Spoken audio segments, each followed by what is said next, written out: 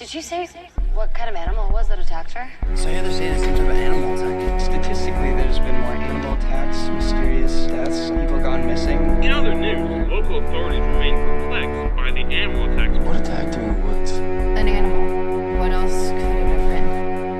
Welcome back to It Was an Animal Attack, home of the supernatural drama series. I'm Fadzai. And I'm Sandile. And today we'll be discussing Mystic Falls' local vampire hunter, but not really, history teacher, but not really, because does anyone go to school, slash human sympathizer for the vampire cause, Alaric Saltzman. Hey, it feels right to be doing this in the middle of the show after a much more important character. The shade. No, I like Rick. I'm sure from our prior episodes, people will be able to tell I do like Rick. Yes, Rick is important. He's around. He does stuff. Also, he's the token adult. You know, these young adult supernatural shows, they always need that token grown-up running around with these teenagers who are saving the world. In Buffy, it's Giles, who is a lot more present. He is the Giles, isn't he? That's a good point. He's Giles, but like younger and less useful all the time. Oh, just as learned though, which is, I guess, not surprising. We'll get into it, but like archetypically of Rick, I always forget. Yeah, he's like a professor. He's like a studied man. He's smart. Yeah. It doesn't matter that he has a severe drinking problem. You know, it's okay. The severity of which, you know, it depends on how seriously the script takes it. But, you know, let's get into it.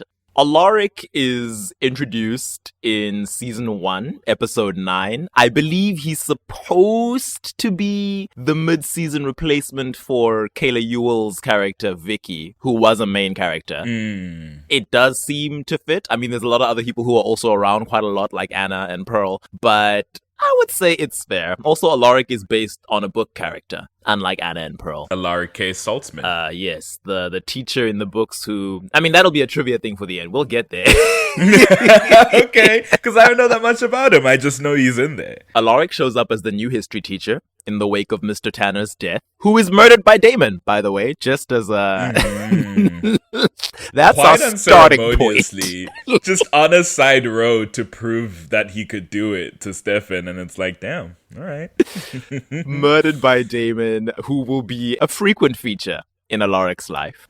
But he shows up to school, he introduces himself to Elena's class, writing his full name on the blackboard and explaining its origins. He's like, Saltzman is a German name. I found out that apparently it is often a name that Ashkenazi Jews have. Oh, so interesting. Okay. That's interesting. I don't know if that necessarily means you wouldn't find a Gentile with that name.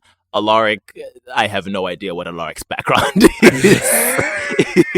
So supposedly I think he says in this episode, his family were German immigrants at some point historically that came to America. So we do know he is German at least. He's a German whether descent. he's Jewish. I mean, the Jewish thing just stood out because I was like, the actor has said...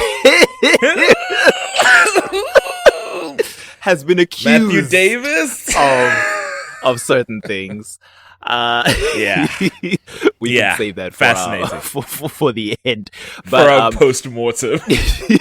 He attributes his first name, Alaric, to a great-grandfather who he, quote, will never be able to thank enough, unquote. It's a cool name. It's a name that I had never encountered until entering the Vampire Diaries fandom. I found out that apparently it is I think it's a Scandinavian name. Interesting considering where the show goes. Yeah, interesting. Interesting considering that Rebecca walks into his history class at the start of season 4. Like, what about the Vikings? And it's like, I know about the Vikings, girl. Do you hear my name? Yeah, I guess the ick at the end should have been the note there. The suffix of that name is quite common as far as I'm aware in that sort of region. Godric. Right. Oh, Love Godric. Love God, Drake. Watch True Blood, people. It's a wild ride. It's batshit insane, but it's a good show. And you know what? It wasn't afraid to lean into the insanity of the supernatural. Exactly. Unlike some people. Hey, we made listen. a whole podcast for. Legacies did it, so I guess that's... One day, maybe. I hope. Let us know, guys. Should we do Legacies? People on the other side like, I don't know her. People are like, what's Legacy? So I don't know what you're talking about. I barely even jumped onto the originals, and it's like, all right, fair enough. Oh, that would be... I mean, if anyone listening has not watched the original spin-off series, that's your loss. That's a good show. At least the first 3 seasons are fairly solid. Mm-hmm. I would argue that even as it declined, that decline was not as bad as Vampire Diaries. Not as sharp as the Vampire Diaries decline, for sure. Which maybe that's because they had fewer seasons. I'll be fair. Maybe given enough time, everything dies slowly and painfully. Entropy is a evergreen concept. They're like, the only sure things in life are death and taxes. I would like to add entropy to that list. All tends towards chaos and disarray. All tends towards complete destruction. Anyway. On that note. So Alaric finishes introducing himself. He does acknowledge that the name is a mouthful, and he says, "You guys can call me Rick." Which, pin in that. Okay. It's not a big pin, just a little pin in that he says, "You can call me Rick." And I'm like, okay. He later summons Jeremy to his classroom, who obviously was the least favorite student of his predecessor, Mr. Tanner, which, we've discussed that in a Jeremy episode. Mr. Tanner was being unnecessary. He sucks. This boy had just lost his parents. But Alaric tells Jeremy that Mr. Tanner kept records of his pupils, which, normal teacher stuff. Except that he had a folder labeled the Jackass file. Yep.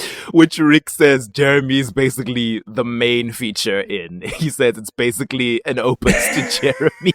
It's like, I'm sorry. I understand that education is a difficult profession. I don't know if that bodes well if you as an educator. Actually, no, you know what? High school kids are kind of shitty. I'm not going to lie. But still, Mr. Tanner sucks. They are, but I have to assume that all of Jeremy apparently wasn't a problem until his parents died. So I'm like, in the few months that it's been, you decided you hated this kid so much. So badly.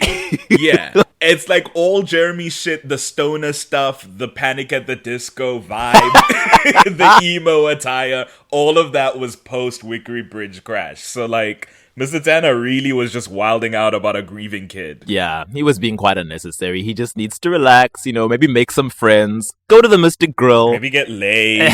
Like, what are you doing? Thankfully, Mr. Saltzman lets Jeremy know that he will not be carrying on any grudges in Mr. Tanner's wake. And I'm like, good for you. How professional of you. He throws the folder in the bin, which I appreciated. Lovely. And he offers Jeremy the chance to save his seemingly abysmal grades. Again, I'm like, didn't the school year just start? Where is all of this coming from? Americans are graded on a curve, whatever that means. I've never known. I still don't know what that means. So I should know. I'm just like, I guess Miranda and Grayson Gilbert passed away at the end of the last school year. Yeah. Which would have been before summer. So I'm like, I guess maybe there were a few weeks of school left that allowed Jeremy to affect his grades. Oh, jeez. And they're like, we'll pass you because of grief, but your marks will be the minimum. I'm sorry to say. We give you a supplementary pass. Shame. I mean, small town, I guess. He offers Jeremy a chance to save his bad grades by writing a history paper, which he tells him to, keep it local, focus on, myths and legends around the area, and you can earn some extra credit, which I wasn't sure if Rick was deliberately fishing for info at this point, or he was just being a history nerd, because it seems like only afterwards he's like, when he sees what Jeremy has written, he's like, I can use this. I don't know. Maybe he just wasn't aware of there being Gilbert journals. I'm not sure. Yeah. But he tells Jeremy that he's got a week to write it, and Jeremy is stunned, but happily obliges, and they shake hands. They do this cool fist bump handshake, and I'm like, is Rick supposed to be like the hip young teacher? Is that why he introduced himself? Essentially, I think so, because he's supposed to be somewhat young, right? Yeah. Rick is in like his latest 20s, maybe 30 years old at this point. He'll say later he used to be a Jeremy, so it seems like he's got like a good vibe. The cool, young, relatable teacher. And given that it's the CW, we should be grateful that it didn't go in a certain direction with anyone. No comment. And to be clear, Pretty Little Liars was an ABC property, just to throw it out there. Oh, was it? Well, my bad. But I mean, the CW is not sinless. Above it, I've been binging Gossip Girl, and I was like... Exactly. But as they shake hands, Jeremy notices the conspicuous, ornate ring on Rick's right hand, and he compliments the ring. And Rick is just dismissively like, oh yeah, I have to wear this admittedly garish thing because it's a family heirloom that I inherited from my father. Which you're then supposed to go, oh, daylight ring? Because obviously the rings that are important in this universe are all the rings the vampires wear. So you're thinking, is this a new vampire in town? He's got an old-timey name, so maybe he's an old vampire. They keep emphasizing his German roots, you know? And it's exactly what Stefan initially told Elena when she noticed his ring. He was like, oh, it's a family heirloom. I have to. I hate it, but I have to wear it. I'm obliged by law, or I will die. Obliged by the laws of nature. I love this pretend vampire culture, but it's like, oh, this jewelry that I have to wear for cultural reasons. I mean, I'd rather not, but, you know, it's the whole thing. It's customary. I have to. You know, my ancestors, they'll get on my back if I'm not wearing it. You understand. It's like, oh, I don't think I do, but all right. I mean, I understand. I am Zulu, so I get it. But, like, you're a vampire, sir. You have to wear rings? No. But there's certain things that you have to do in certain contexts because, you know, otherwise the ancestors get pissed. Ah, I see. Ooh.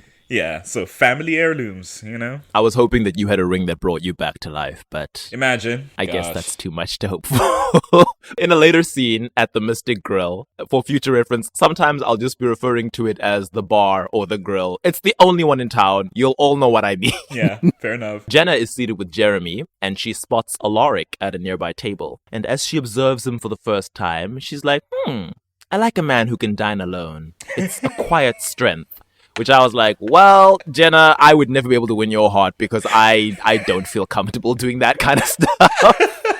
I've never been to the movies on my own. Dine alone? I've never been to a restaurant on my own. I'll go to the movies on my own. That's the one I'll do. I'll go to a cinema. I prefer the cinema by myself, frankly. Nobody else to worry about and organize, coordinate. I just walk in, I get my ticket. I think I see cinema as like a social thing. So I'm like, if there's no one to go with, I will just watch the movie at home. Who are you socializing with in the cinema? No, like you know, you go with your friends and you watch a film like together. Like even if you're not speaking, because you know that's polite. We don't want to be Brenda from Scary Movie. Yeah. Even if you're not speaking, you it's like a shared thing. We went to go watch D&D together. We did. With our little friend group, and it was fun. There was a lot of stuff that happened. Yeah. You were in the wrong seat.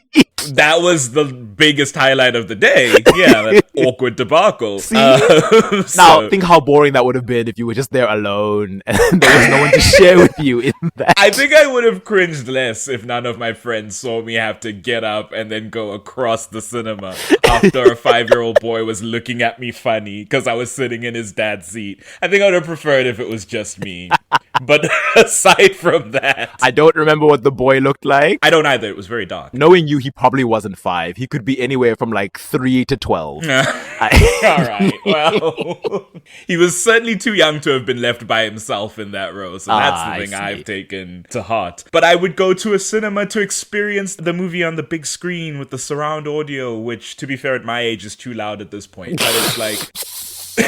I'm going to experience something I can't on my laptop screen. I enjoy being in a theater, but for me, it's like, go with someone and let's enjoy this movie together. Let's talk about it afterwards. I don't know. I've probably just been hardwired that way. I've never been to the movies on my own. Sure. Yeah.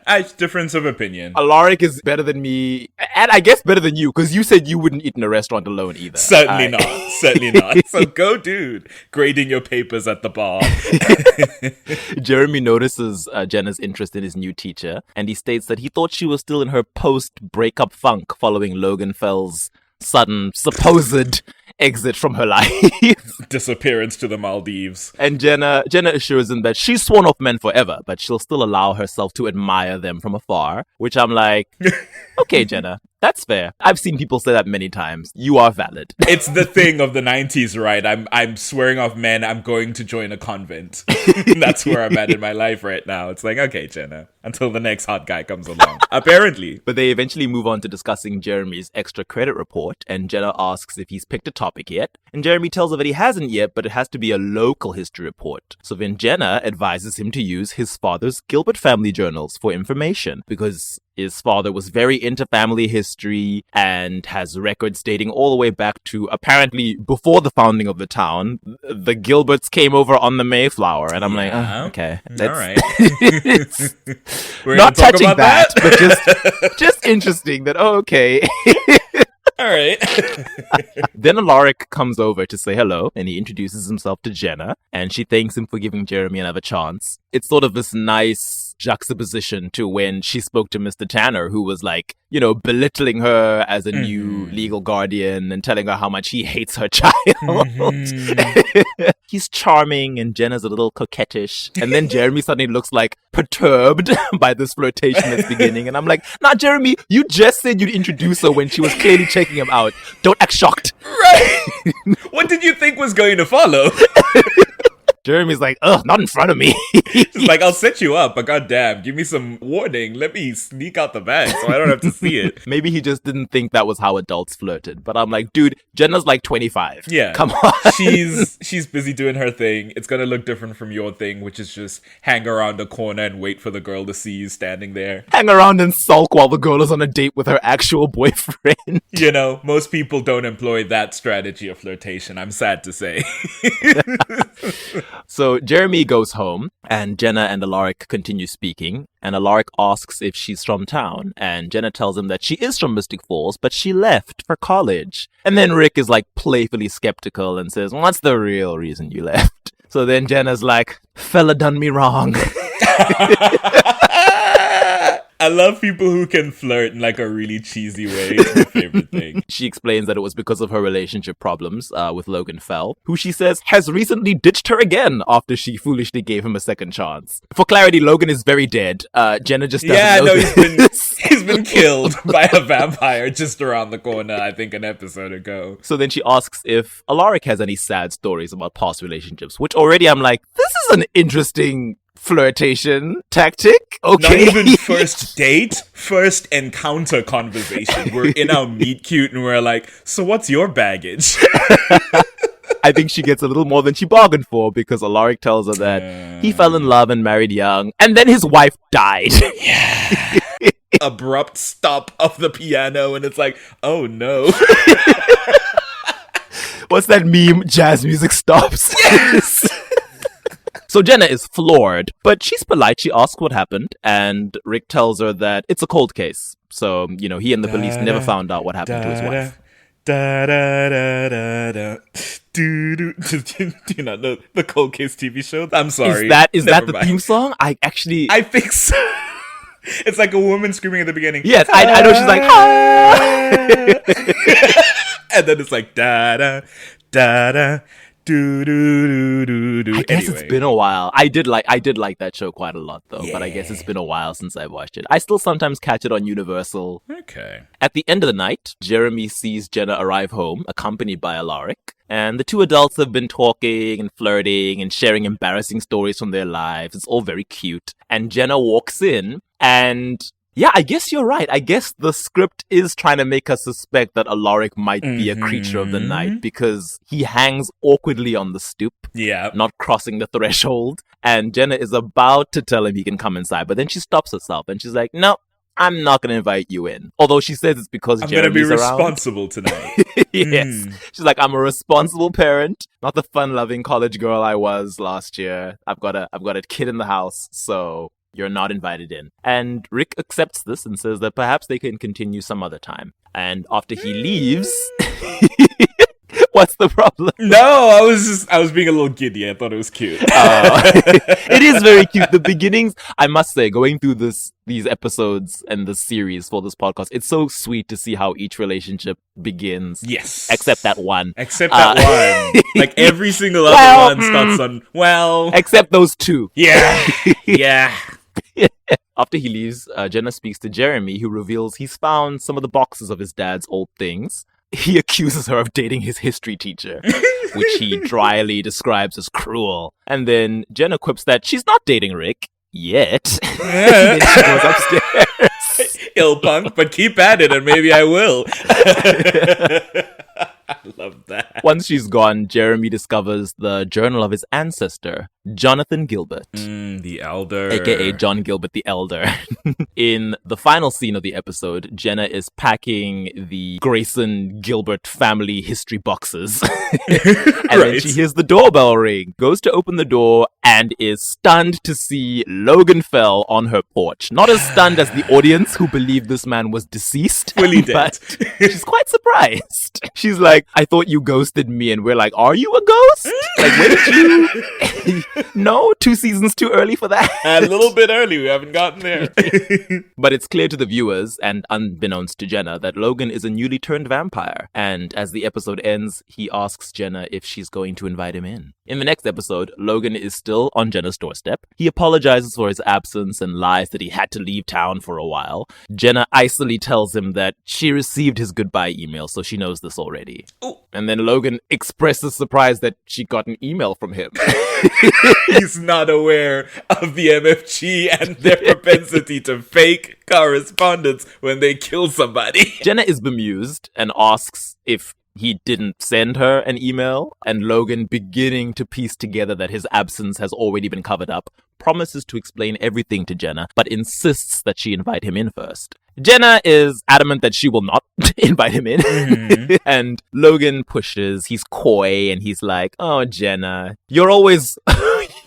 Oh, boy. You're always one step away from maybe, which is one step away from yes. Oh, boy. Stating that she's easily convinced to acquiesce, even after she said no, which... Wild tactic, Logan. Yeah. And Jenna points that out. She's offended by his strategy and says, wow, you basically said I have no self-control. And she slams the door in his face. You said I'm easy and fast, and then you expected me to bring you into my home? Get out of here.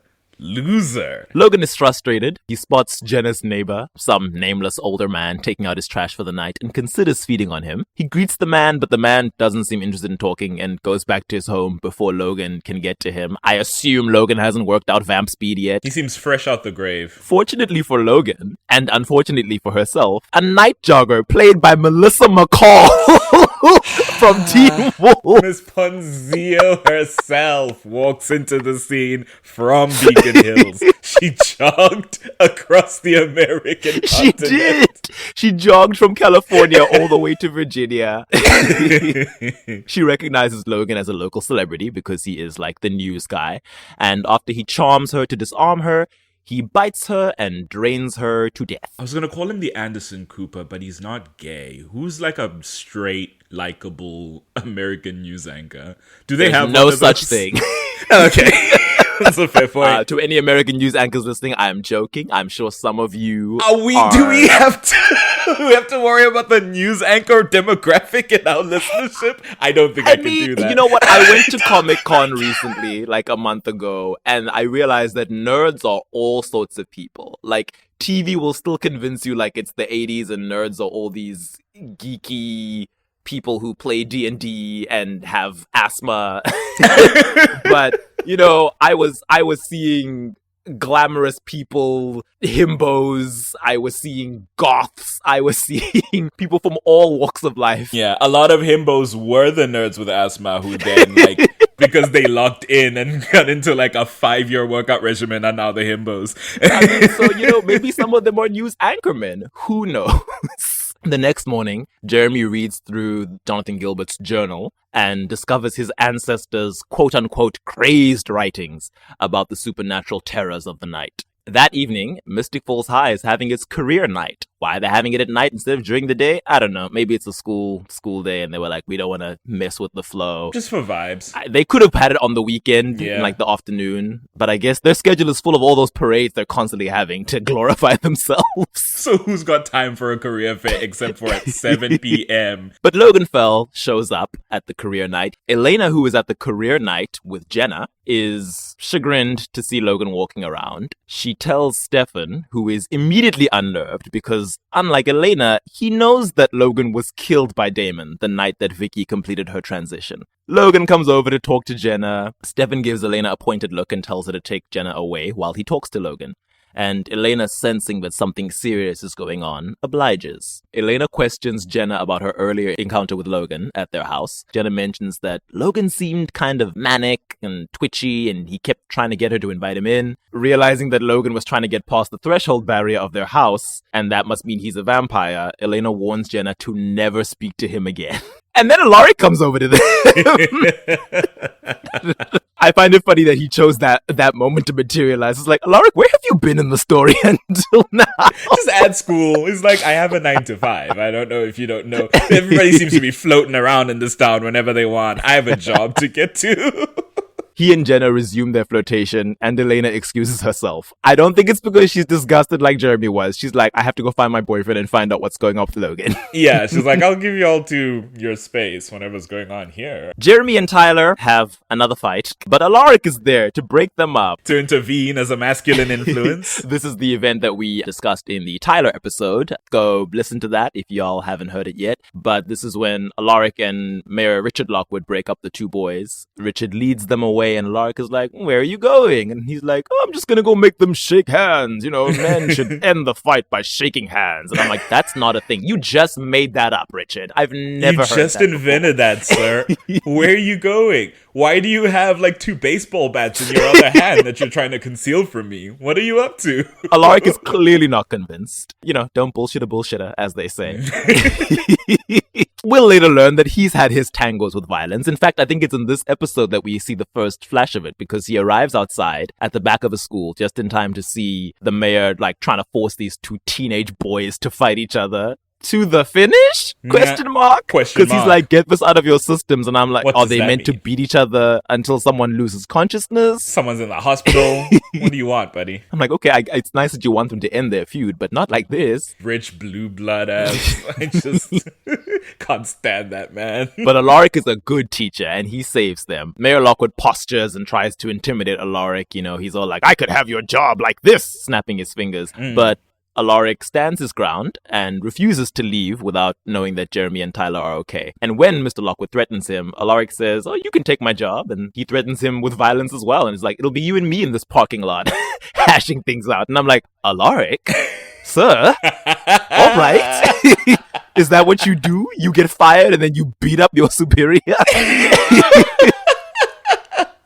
I think I said it in the Tyler episode, but it is this counterbalancing force of like masculine presence in the show, because you have the Richard Lockwoods of the show who are like threat, posture, forcefulness, and then he shows up and says, okay, we can get to that point if you want to do it. The ball is in your court, buddy, but I will be ending the game. And I think it's a very like I hate to use the phrase real man because that's so like stupid and it's whatever, but it is like in the face of like the faux masculinity of like a Richard physically Lockwood. Dependable man. Exactly, like that's the model that you want to set, where it's like, listen, I don't lean to violence, I don't predispose to violence, but if violence is necessary to protect these 2 kids you seem bent on having dogfight behind a school, then I will be violent to protect them, you know? Speaking of X-Men.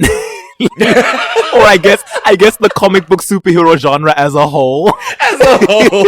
Just like, I got a character to be like, yeah, I'll beat your ass up because you're after kids. What are we talking about here?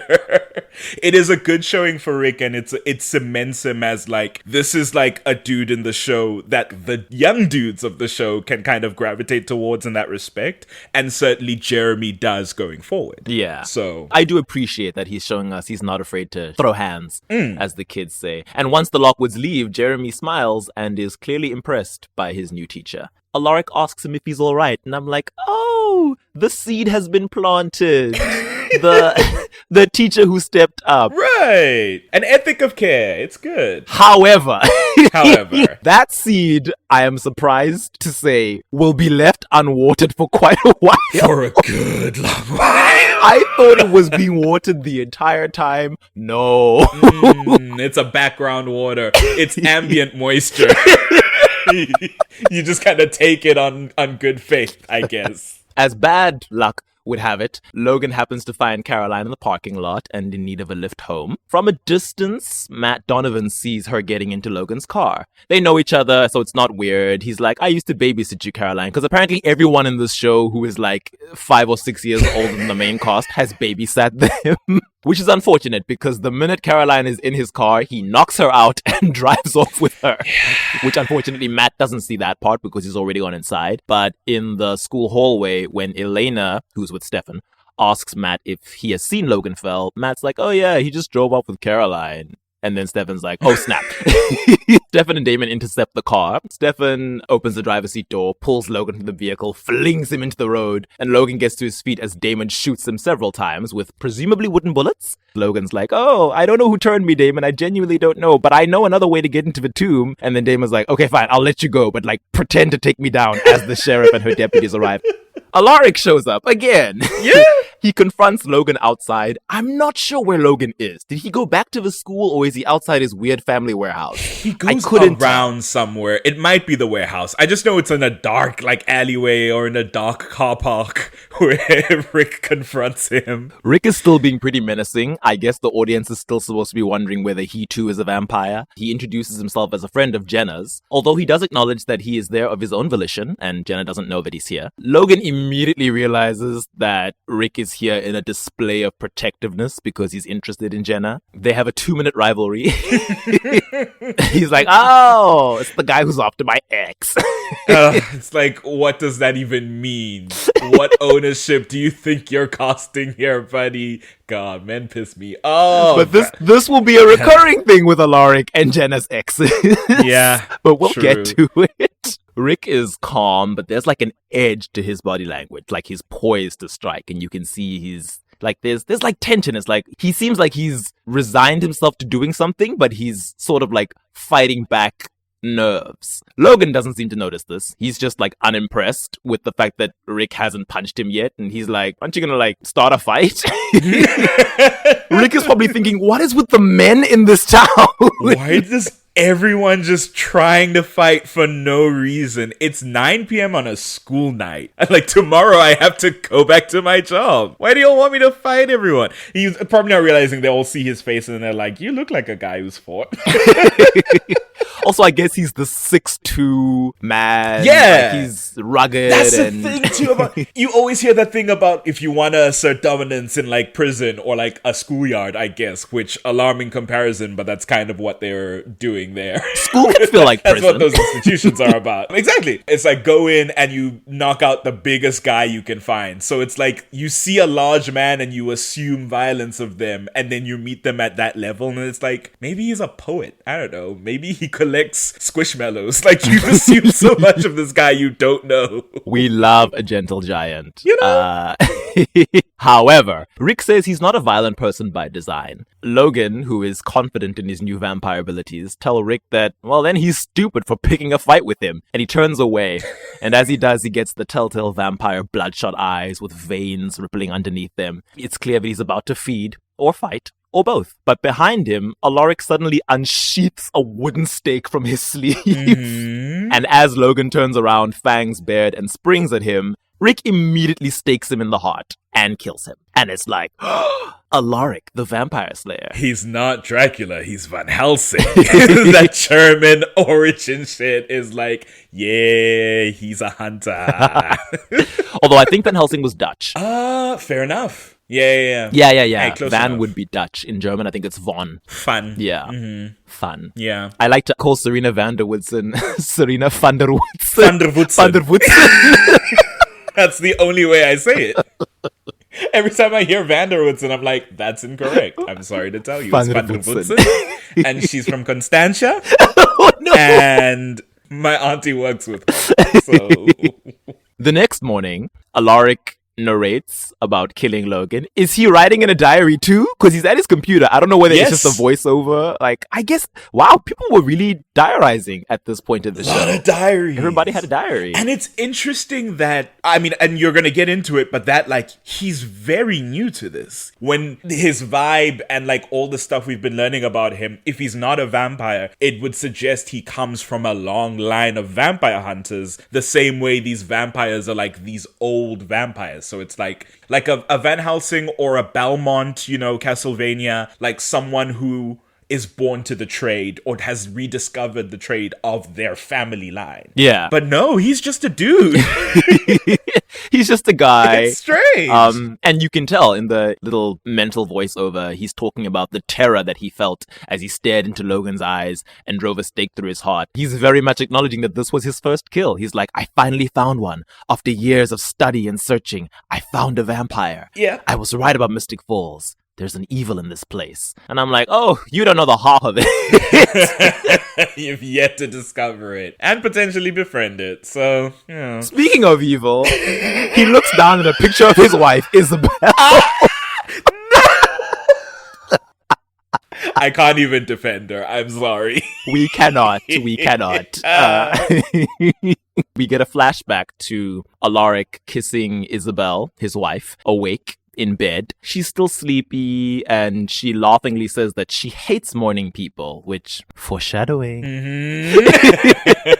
I had to mention it because it happens again, and I'm like, you guys were definitely doing this on purpose. We see you. It is also giving, like, Cop's deceased wife under the white blankets. You know? This whole, like, flashback It really sequence. is.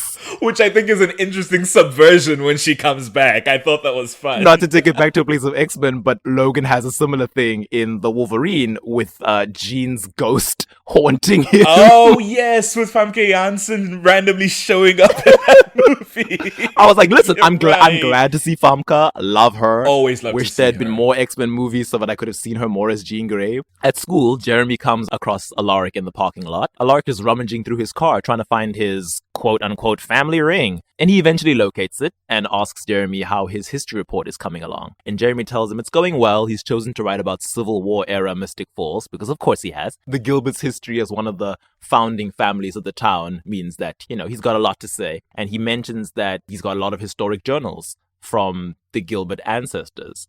And Alaric seems impressed and intrigued. Near the end of the episode, Elena angrily confronts Jenna with the revelation that she has learned she was adopted and that Jenna and her late parents kept this from her. That's important for later, for anyone who doesn't know where this is going.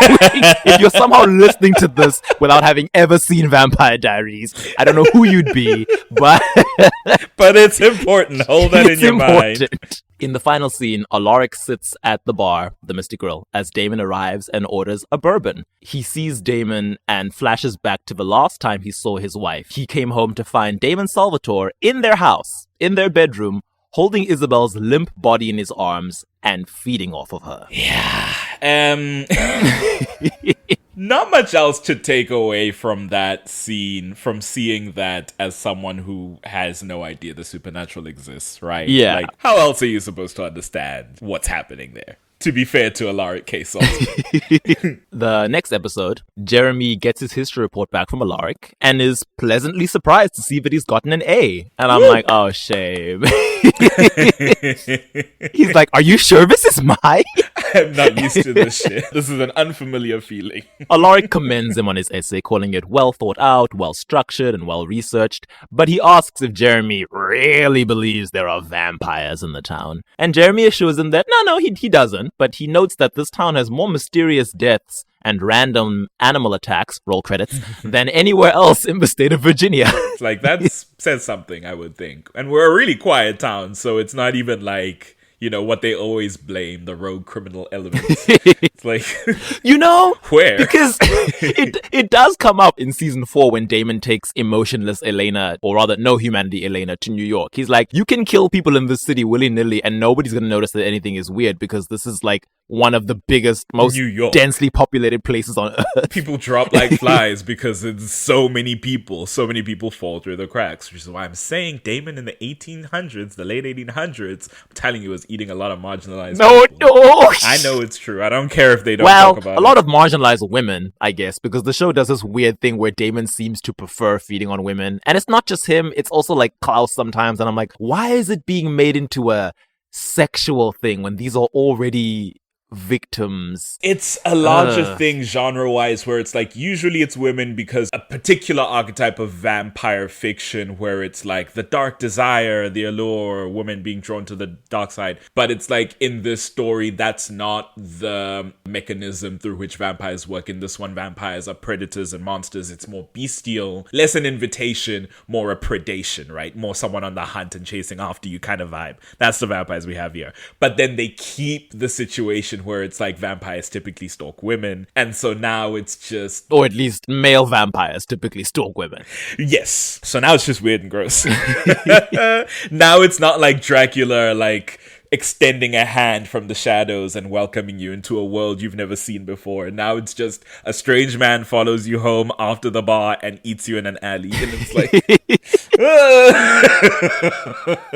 so Alaric asks Jeremy if he could take a look at Jonathan Gilbert's journal. At this point, I think everyone is under the impression that there's only one. Later on, we'll find out that John has a lot of journals. Writing runs in the family. Yeah, it does, I guess. Yeah.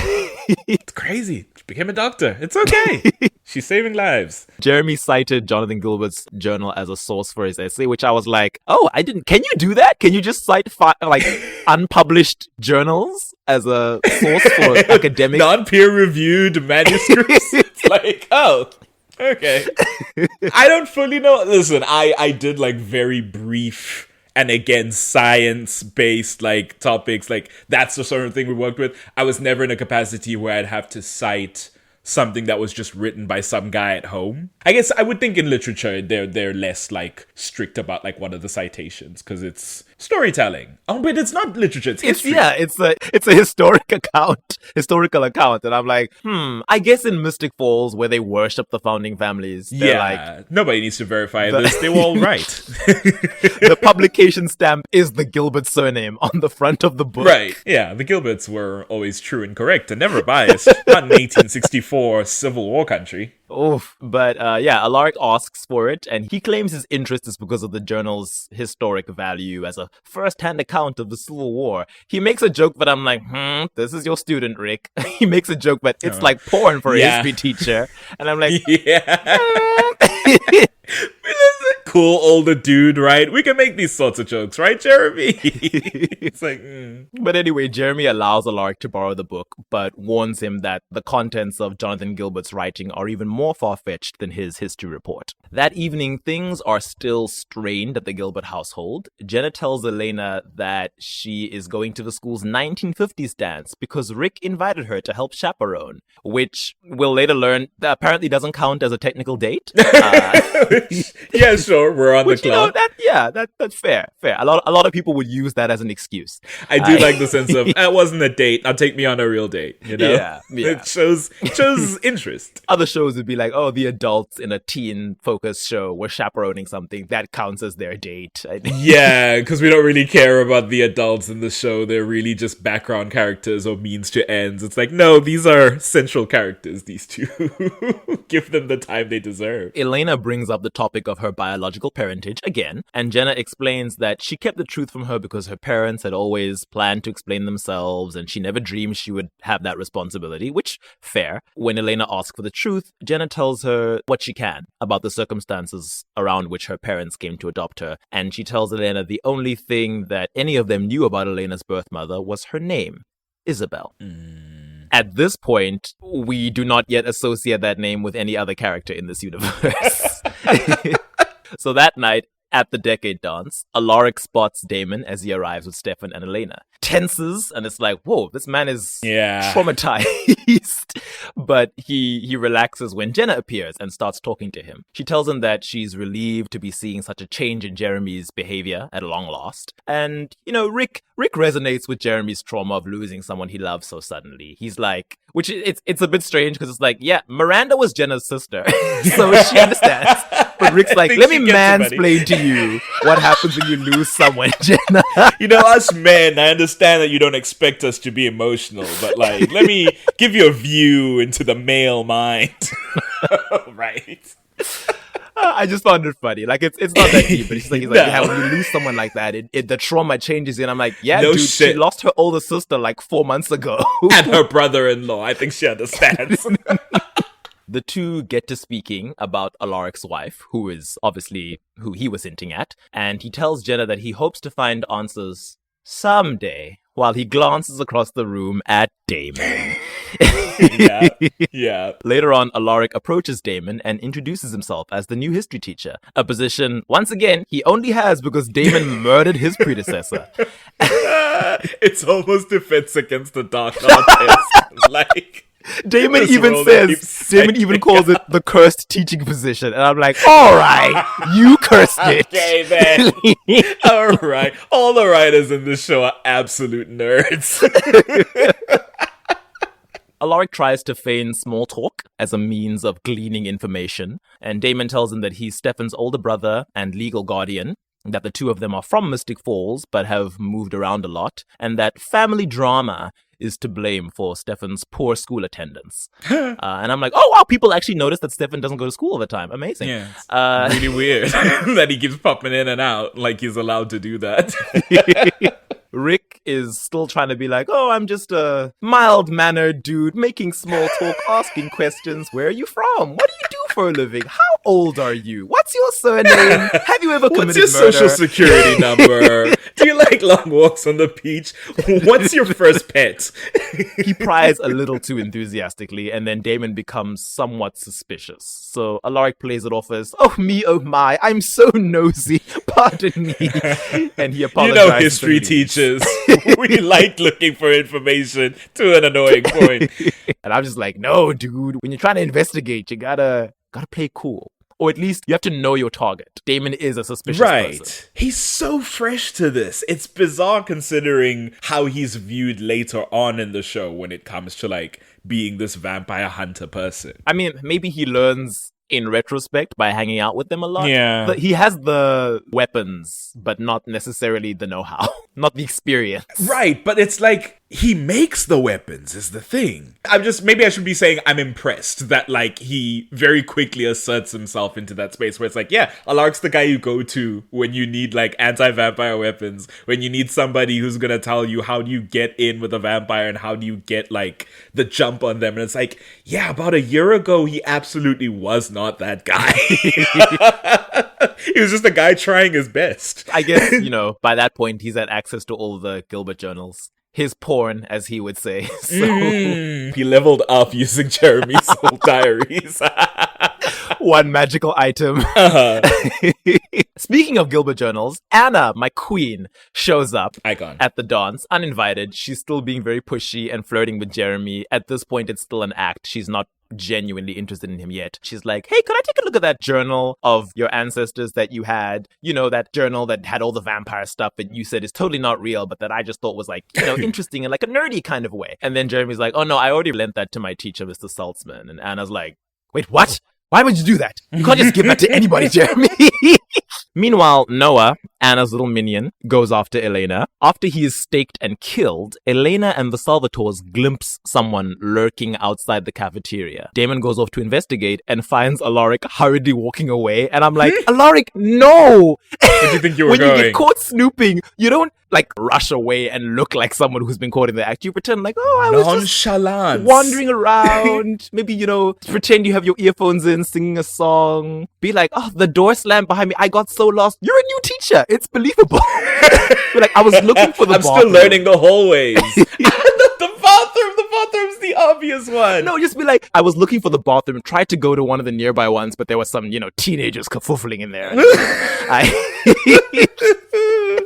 Also, he's meant to be at the school, so, like, you don't even need to give, like, a dramatic reason. Just be like, party was getting real intense. I left Jenna by herself over there to handle it while I go get a smoke or something. I don't know. Just be, like, kind of shitty. He's suspicious enough that Damon just, like, vamp speeds in front of him, not even bothering to pretend. It's very similar to what he does with Professor Shane later on. He starts to question Alaric using mind compulsion. Damon asks him what he's doing skulking in the hallways, and Alaric is like, I was looking for Miss Hilden, who I assume is a teacher. And Damon asks Alaric why he's in Mystic Falls, and Alaric says, I'm just the new history teacher. And Damon asks him if he knows what Damon is, and Alaric says, yeah, you're my student's brother. And finally, Damon asks, is everything you've just told me the truth? And Alaric confirms that it is. Then Damon dismisses him, telling him to forget they had this conversation, and when he leaves, we see that Alaric was holding Vervain in his hand the entire time, and was therefore not compelled at all. Crushing that thing. White knuckle crushing that Vervain bloom. I thought that was so cool. These early encounters, he seems so scared. It's like he has the knowledge, but he's like, oh my gosh, it's really happening. Like, I have my driver's license, but now I'm on the road and having to navigate through rush hour traffic. I'm on the N1. I'm at 120. I do not want to be moving at this speed. And it's because, he's got all this information from Isabel's research, because Isabel was the parapsychologist. She was the one fascinated by vampires, even just as mythos, at least as far as he knew. All the info he knows he's getting from her. To be in that moment and know this vampire is trying to compel me, Vervain is the thing that would keep me from being compelled. Also, I know how to feign as though I'm being compelled, because when he responds in that scene, he has the cadence and intonation of someone under compulsion. Yeah. So it's just, like, really fascinating. The Oscar goes to Rick. It really does. You should be the drama teacher, Rick. Emmy-nominated Alaric Saltzman, killing the game. After the dance, Alaric drops Jenna off on her doorstep, and he asks her out on an official date. Cute. He also mentions his wife by name for the first time. And upon hearing that her name is Isabel, and that she was from around this area, Jenna realizes that she may have been Elena's birth mother. Yeah, complexities. In the next episode, Stefan and Elena rummage through the Gilbert box of family knickknacks looking for Jonathan Gilbert's journal. And then Jeremy shows up and tells them, as he told Anna, that, I've already given that to Mr. Saltzman. At night, Alaric is at the school reading through the Gilbert journal. And he reads about how Jonathan Gilbert met up with Barnett Lockwood, Tyler's ancestor, and Giuseppe Salvatore, Stefan and Damon's father, and showed them the compass designed to locate vampires. Later on, we see him making photocopies of the pages of the Gilbert journal, which, clever. Yep. He's like, I'm not just going to commit this to memory or jot down notes. I'm going to make sure I have my own version of this when I give it back to Jeremy. Learned man, researcher. He didn't go to Duke for nothing. Yes. Okay. Also, I just miss photocopying. Like, that's not a thing we do anymore because everything's digital. Yeah. Like, I miss going to a photocopier and just being like, something so primal about it. Save the trees, I guess. Yeah, no, absolutely. It's probably for the best, but, like, some tactile memories. Yeah, sometimes it is nice having a hard copy of something and not having to boot up a device or have data or battery life to be able to read through your things. So once he's done making the copies, he puts them in a locker, which I guess is a locker that he has in the staff room? I didn't know teachers got lockers too. That makes sense, but, yeah. Okay. Meanwhile, Anna, our beloved Anna, is lurking as usual, in the shadows, using vamp speed to lure Alaric out of his classroom by flitting in and out of the shadows because he's like, I can tell that someone is around. He immediately suspects vampire activity and goes back to his locker to retrieve some weapons. That's how I knew it was his locker, because I'm like, there's no way that you're leaving other teachers with access to your stakes and your airsoft rifle stake gun. Insane. On school when property. When did you make this, my guy? In America. Sir, you will lose your job and never teach again. That's a Texas man. You ain't taking his rifle away from him. Oh, no! Not the Matt Davis of it all. He's canonically from Texas. His family's from Texas. He's from Massachusetts. Any Americans are saying, I'm not going to delve into your precious Second Amendment. That is your can of worms to open and and eat if you want to eat it. Throw it away. What can of worms is about? What is that metaphor now that we're on it? Rick leaves the classroom to get his weapons. When he's gone, Anna vamp speeds in and swipes the journal. Rick quickly returns to the classroom and fires a stake at someone who turns out to be Stefan. Stefan, this ain't his first rodeo. He catches it in his hand. Easily. But we, the audience, see that Anna is long gone at this point. Alaric is once again terrified to be facing a real vampire. He's shitting bricks as he quickly tries to reload. Bless his heart. And Stefan disarms him with ease. And so like, buddy, easily. what are you doing? He just takes his little toy gun away, makes him sit down in one of the students' chairs, plants his ass on Rick's desk, and is like, okay, now I'm going to be asking the question. I'm the captain now. Because Stefan is not Damon, he promises that he's not going to hurt Rick unless Rick tries to attack him again. And to drive the point home, he gives Alaric his gun back. Gives him back the gun. You know? Assert Stefan. his safety in this room. Create a bubble of trust. Okay? He knows what he's doing. Like Elena giving that dagger back to Elijah. Oh, yes. Soulmates, they should have been endgame. Anyway, let's move on. I've moved on. I'm just here to be passenger princess in this episode. Passenger? Oh, no. Yeah, no. Alaric tells Stefan that he is a historian whose wife was a parapsychologist with an interest in the supernatural. He says that she spent her life researching paranormal activity in this area in particular, and that he himself has been researching their town. When Stefan asks Alaric where his wife is now, Rick tells him that she was killed by a vampire. Stefan asks where the Gilbert journal is, and Rick is like, it's right there on my desk. And Stefan's like, no, it's not. They see that the journal is gone, and Alaric is like, oh, well, it was on my desk. Guess it's gone now. He doesn't seem too bothered, and I'm like, it's because he's made copies. Like, he's not an idiot. Smart man. He might be a new vampire hunter, but he's not an idiot. The two of them continue speaking, and Alaric tells Stefan that Damon killed his wife, adding that he is certain it was Damon because he witnessed it himself. Because, you know, Stefan is immediately like, are you sure my evil brother did this bad thing to you? My evil brother who is continuously shown to enjoy murdering people with wanton abandon. To be fair, in that scene, it's because he's like, we can't push the issue with Damon, it's gonna go bad. That's true. So if it could be anyone else, I would prefer it. That is where it goes. But it's just like, Alaric is like, I have a witness, myself. Mm-hmm. I saw it happen. Your Honor, I'd like to invite myself to the witness stand. But yes, Stefan does caution Alaric that if he's here for revenge on Damon, it will end badly for him. And Alaric says, you know, I just want to know what happened to my wife, man. He explains that he caught Damon feeding on Isabel, and then Damon vamp sped away, disappearing with her body, and Isabel was never found. And Stefan is like, okay, Damon can never know why you are here, or he will kill you without thinking. But I will help you if you will accept my help. I will try and find the answers you're looking for. Later on, Stefan arrives at the Gilbert home and tells Elena they no longer need to race for the Gilbert journal that everyone wants so badly because he's gotten Alaric to hand over his photocopies. Work smarter, not harder. True. Alaric is not in the next episode. No, he's not. Fully absent. Then, in the next episode, Jenna helps Elena research her birth mother, and she's able to find a woman named Trudy Peterson, based on the fake last name that Isabel used when she showed up at Dr. Grayson Gilbert's medical practice. They find out that this woman lived nearby and went to high school with a girl named Isabel Fleming. So now they believe they know Isabel's full name. Although Jenna has not yet told Rick about her suspicions, she is honest with Elena and lets her know that Alaric's wife was also a woman named Isabel from around the area. And I was like, I remembered this wrong because I initially thought Jenna kept this from Elena for longer. And I was like, oh, look at her telling you, putting all the cards on the table immediately. If only you could return that energy, Elena.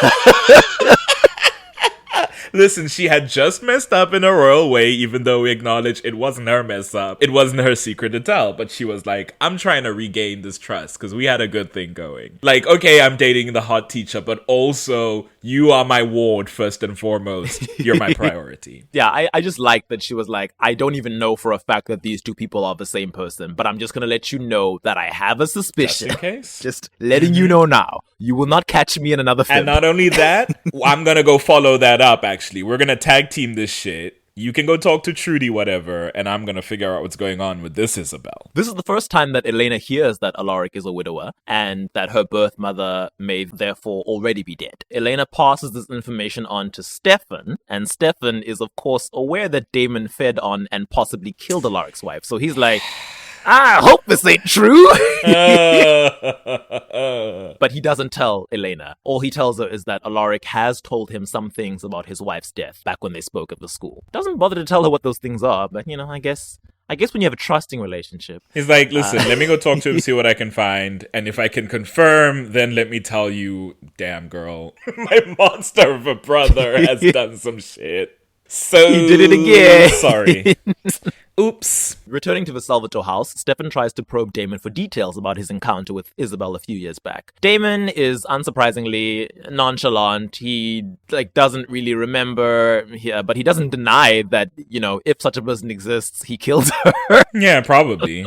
I've killed so many people in my time. Why would you expect me to remember every name and face? I'm not you, Stefan. I will say that Damon is not in the best place right now. This is his post-Catherine not being in the tomb funk. He's like, love is a lie, nothing matters, the world sucks. It's a great Simple Plan song from the early 2000s. And it would fit, not the Damon that people believe him to be, but the Damon he actually is. That song is very...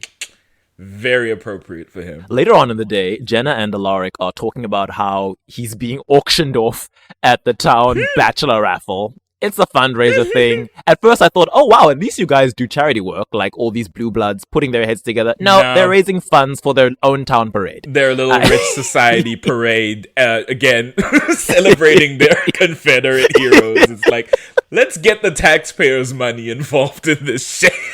I'm like, the Lockwoods could pay for this whole thing. I've seen your slave lands. But no, we're gonna make Matt Donovan and his working class mother pay for some date with a bachelor. That's crazy. For his part, Rick does not seem keen, probably because he's already interested in starting a relationship with Jenna. But after we talk about it, the two share what is at least their first on-screen kiss. Mm-hmm. However, Jenna reluctantly kills the mood by telling Rick that Elena recently found out she was adopted, and because all they know is that her birth mother was called Isabel, she asks Rick if it's possible that his wife and Elena's mother were the same person. Rick is like, what? No way. Nah, bro. Isabel never had a baby. Like, I would know. I was married to her and therefore knew everything. Right? Didn't I? Jenna asks if there's a chance that maybe she had a child before she met Rick. And he's like, nah, no way. So then Jenna pulls out her phone and shows Alaric a picture of a high school-aged Isabel Fleming that she got from the website where they tracked, I guess, Trudy Peterson's alma mater to. She's like, the girl in this photo is Elena's mother. Is this your wife? Rick obviously recognizes his wife's teenage face, and he is reeling from the revelation. He's like, what, huh? She never told me, and he just walks away. He's like, I'm sorry, I have to go. And I'm like, I have to go. I get it, Rick, I understand. It's the first of many lies. That are just unraveling in this moment and in this season. It's also like this early relationship is so marred by this exact situation, whether it be like Jenna having to constantly kill the mood because she's like, listen, there's this shit with my niece and we're trying to figure out your dead wife might be her bio mom, and Isabel's lies coming from the past to catch up, Isabel herself coming up soon enough. It's like, it's so marred by all that, and they're responding in such a mature, adult, normal way to everything that's happening, which is strange in a show like this where everyone's always being insane. They are the adults, I guess, the token adults. Exactly. They're like, yeah, we've lived some life. We know how to be regular, well-adjusted people. And not the bad adults, like the Founders Council with those uppity Lockwoods and that pig, Sheriff Forbes. Big Sheriff Forbes. And her police Kidding, brutality. Liz. Love you. You're one of Love the you, good Liz. ones. Every cover-up live you in our ever did was hearts. only because you're in a supernatural setting. Far be it for me to judge, me a cisgender man, to judge Isabel Fleming. But I'm like, girl, you didn't tell your husband, the man you entered matrimony with, that you had a child in the past. Like, you don't need to apologize for it or like offer him an explanation, but just to be honest and be like, but I guess maybe a lie of omission. It never came up, so she never said anything. Yeah, it's like, if you've left it in your past, the only thing I can think of where it's like there's any sense of obligation to reveal that, I guess, is if, you know, a child might come up randomly on your doorstep and be like, I'm your long-lost biological child. And now it's not just your Isabel's issue to deal with. You're married now. That's now also Rick's issue to deal with. Alaric goes to meet up with Stefan and tells him that Jenna has told him about his wife being Elena's birth mother, confirming Stefan's fears. When Alaric asks if Elena knows about the daemon of it all, Stefan tells him that she knows that the Salvatores are vampires, and she knows that Alaric knows, but he hasn't told her about Damon and Isabel because he didn't want to bring it up until he was absolutely sure. Which, you know, Stefan, procrastination. Stefan tells Alaric that he tried to question Damon about Isabel, but Damon didn't remember. And Alaric is like, well, try again. And Stefan is reluctant to force the issue because Damon is currently reeling from, you know, Catherine's absence from the tomb. And he warns Alaric that Damon is too unstable right now, and they risk Alaric's safety if they continue to push for info. And Alaric balks at the idea that Damon was ever stable. Yeah. Yeah. Given what he's done. And when Alaric insists on answers, Stefan asks him to give him a picture of Isabel so that he can show Damon and perhaps jog his memory. We see a flashback in which Alaric wants Isabel to come to bed, but she's engrossed in her research late at night. And she tells Rick that she likes working at night, which, second strike. First she was like, I hate morning people. Now she's like, I like working at night. I'm so nocturnal, you know? I feel my mind is more open in the dark. It's like, all right, we get it. Isabel, what happens when a Twilight girly grows up? You know?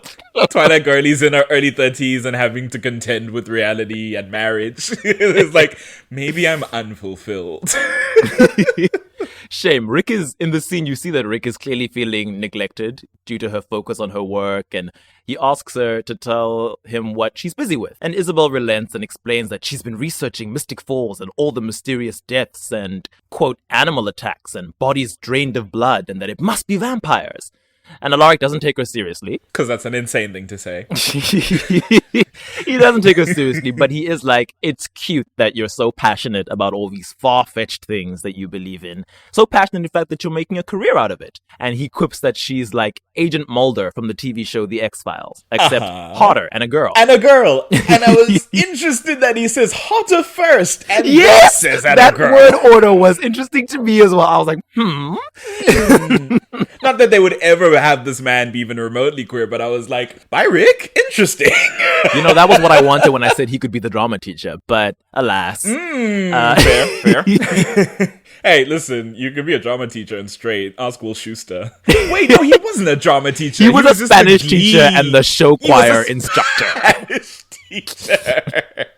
For those of you who don't know, The X-Files is a show dealing with like paranormal events. There are two main characters. One is Agent Scully, who is very skeptical of all these supernatural paranormal things. The other is Mulder, who tends to believe in these things and wants to prove it. Oh, I've mixed up their names. I always do. But it's Gillian Anderson and David Duchovny. Who Yes, Gillian is Scully. Everyone on Twitter knows Gillian Anderson right now. So Isabel is a bit annoyed that he sees her research as this cute quirk and not something to be taken seriously, which I'm like, from your point of view, I understand, Isabel, but you know. it's a bit to ask, is all I'm going to say.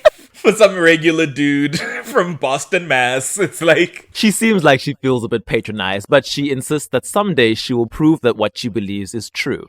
And she adds with this like cocky air of self-assuredness that in the X-Files, Agent Mulder was ultimately right. It's true. And look at him now. Look at Rick stand by all the truth his wife had spoken. So maybe you were the asshole, Rick. How about that? All right. I know we love Petrova women in this house, but... You know? We respect the Petrova fire. They do be hurting the men that love them. They do. Oh, no.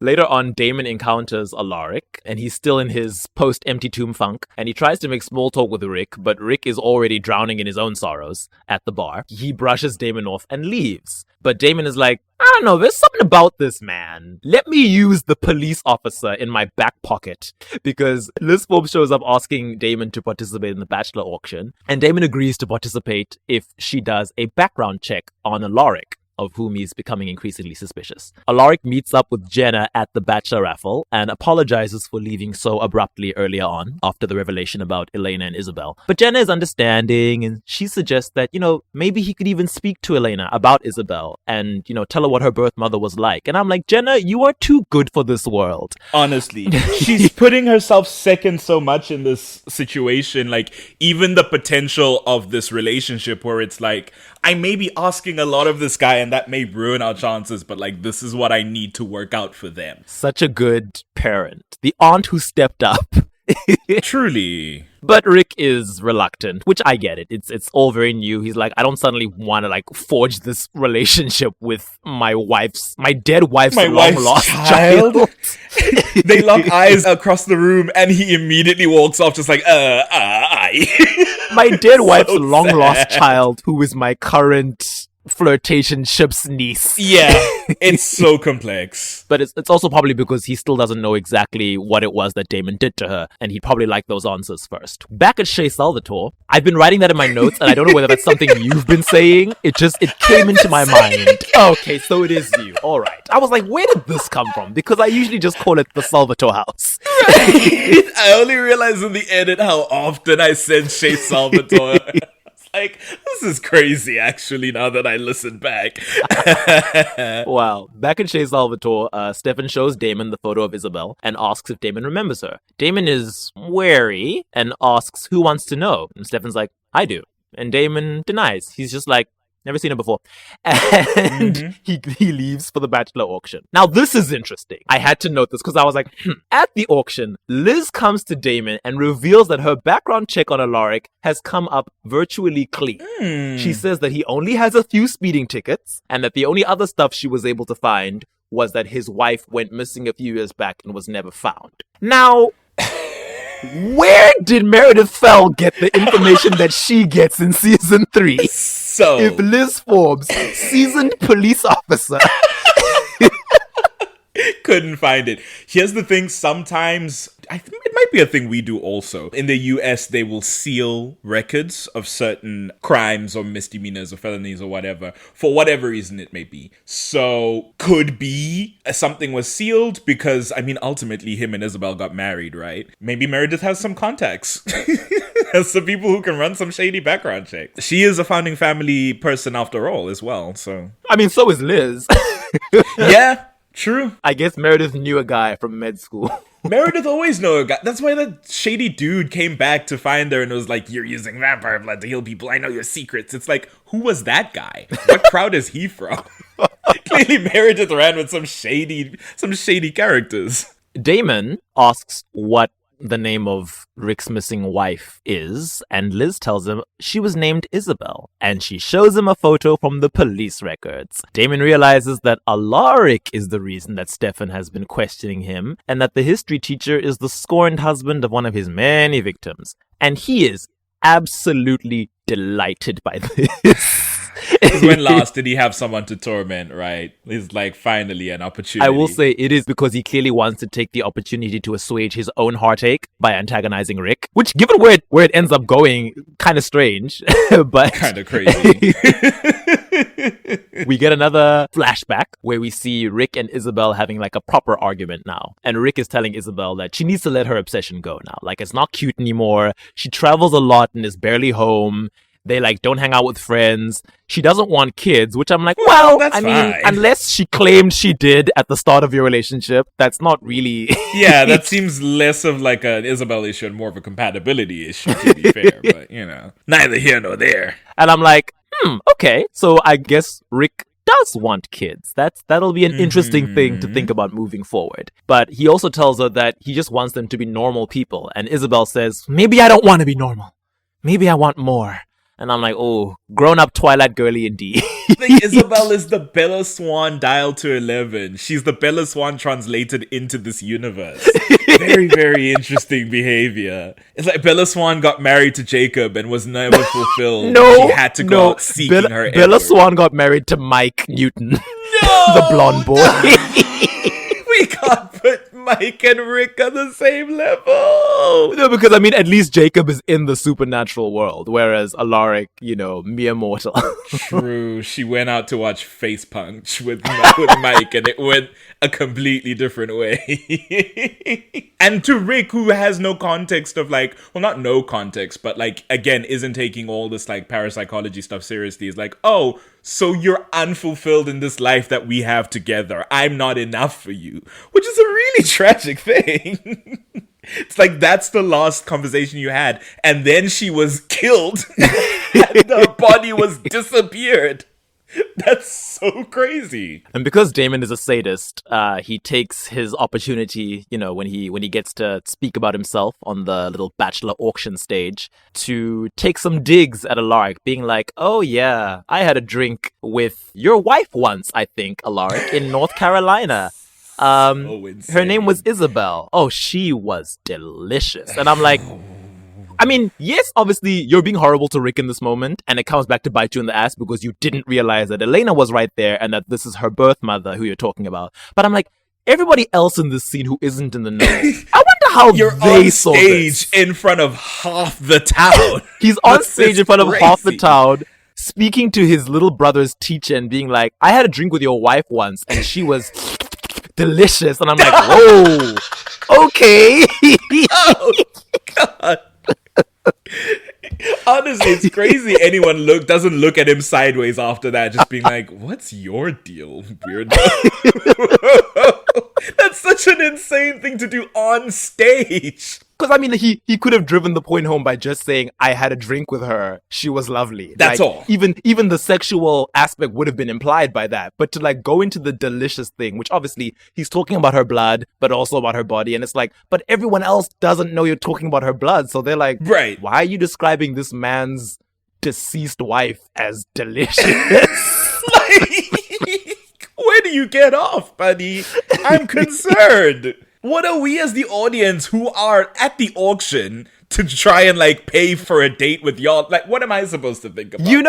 He's actually being auctioned off. It's like, now I don't know if I want to go on a date with this guy. I don't think I want to go on a date with that guy. He might kill me.